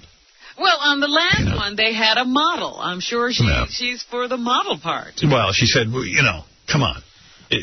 It's like being Chris. He's on there because he's J-Lo's ex-husband, and that's embarrassing. It's nothing that he did. Well, yeah, but it's not like that stupid show where they sit around in the woods and all they have to do is talk about who they're with. She can't wait to go on a show where they'll probably just embarrass the hell out of her. Well, they do hang you up and torture you. Yeah. Because that's what she's looking for. Well, you know who they asked to be in the first one? Me. Did they? That's right. I turned it down because I had tickets for the World Series, and then the Yankees didn't make it. Let me tell Celebrity Mole right now, no matter who you get from my life to be on Celebrity Mole, I'm not talking about it. Right. So don't even waste your time. You're not going to get any free publicity. My agent gave me the same call. I'm like, I wonder why they want me there so bad. Right. And finally this morning, Rebecca Romaine Stamos was asked how she would use her character Mystique's morphing powers. C3. To morph herself into my couch so I could sit on her. Is that the answer? That's a good one. It's my favorite power out of all the characters. I guess it would just come in handy on a normal day-to-day basis. So when she's naked in my apartment, she can morph into, I don't know. You want her morphing when she's naked? Well, she might want to morph. She might want to morph right out the window. Morph into a bird. I guess for the first hour, I would just like to morph into a guy. See what it feels like to pee standing up. I don't know. I'd love to pee standing up sometime. I'm a guy and I haven't peed standing up in like the last 10 years. Yeah, I sit down all the time. And once you hit 40, it dribbles. Oh, my. Well, that's what's happening. Thank you, Robin. Okay, we're going to see you tomorrow. We've got a big show. Don't forget Johnny and his cousin Roger Allen Wade's going to be at Johnny Knoxville. That's going to be good. I tell you, man, it's going to be easier to get up tomorrow knowing that guy's coming in. Right, you've got that right. Oh, sweet thing, how about just a little poontang? Ooh, sweet thing, how about a little poontang? Did he write all of these? Yes, he did, on the spot. Wow. That's why this verse is garbled. Big as a hat. His poontang's as big as a hat? Yeah, I don't understand. Yeah, that's not something you think about and write down. He wrote this for his mother, actually. It's a Mother's Day I took a look and said, darling, is that what you got? And she said, yeah, this ain't orange powder and water, and you ain't no astronaut. That's what happens when you write on the spot. Don't miss Stuttering John and Artie Lang at the Funny Bone in Columbus, Ohio, May 16th and 17th. And to book Benji and his naked lesbian strippers, go to dialthedancer.com, dialthedancer.com. Artie's basketball challenge tonight on E! Tonight, 11 o'clock. Go check out Marissa Gravy and Artie go at it. We'll see you tomorrow.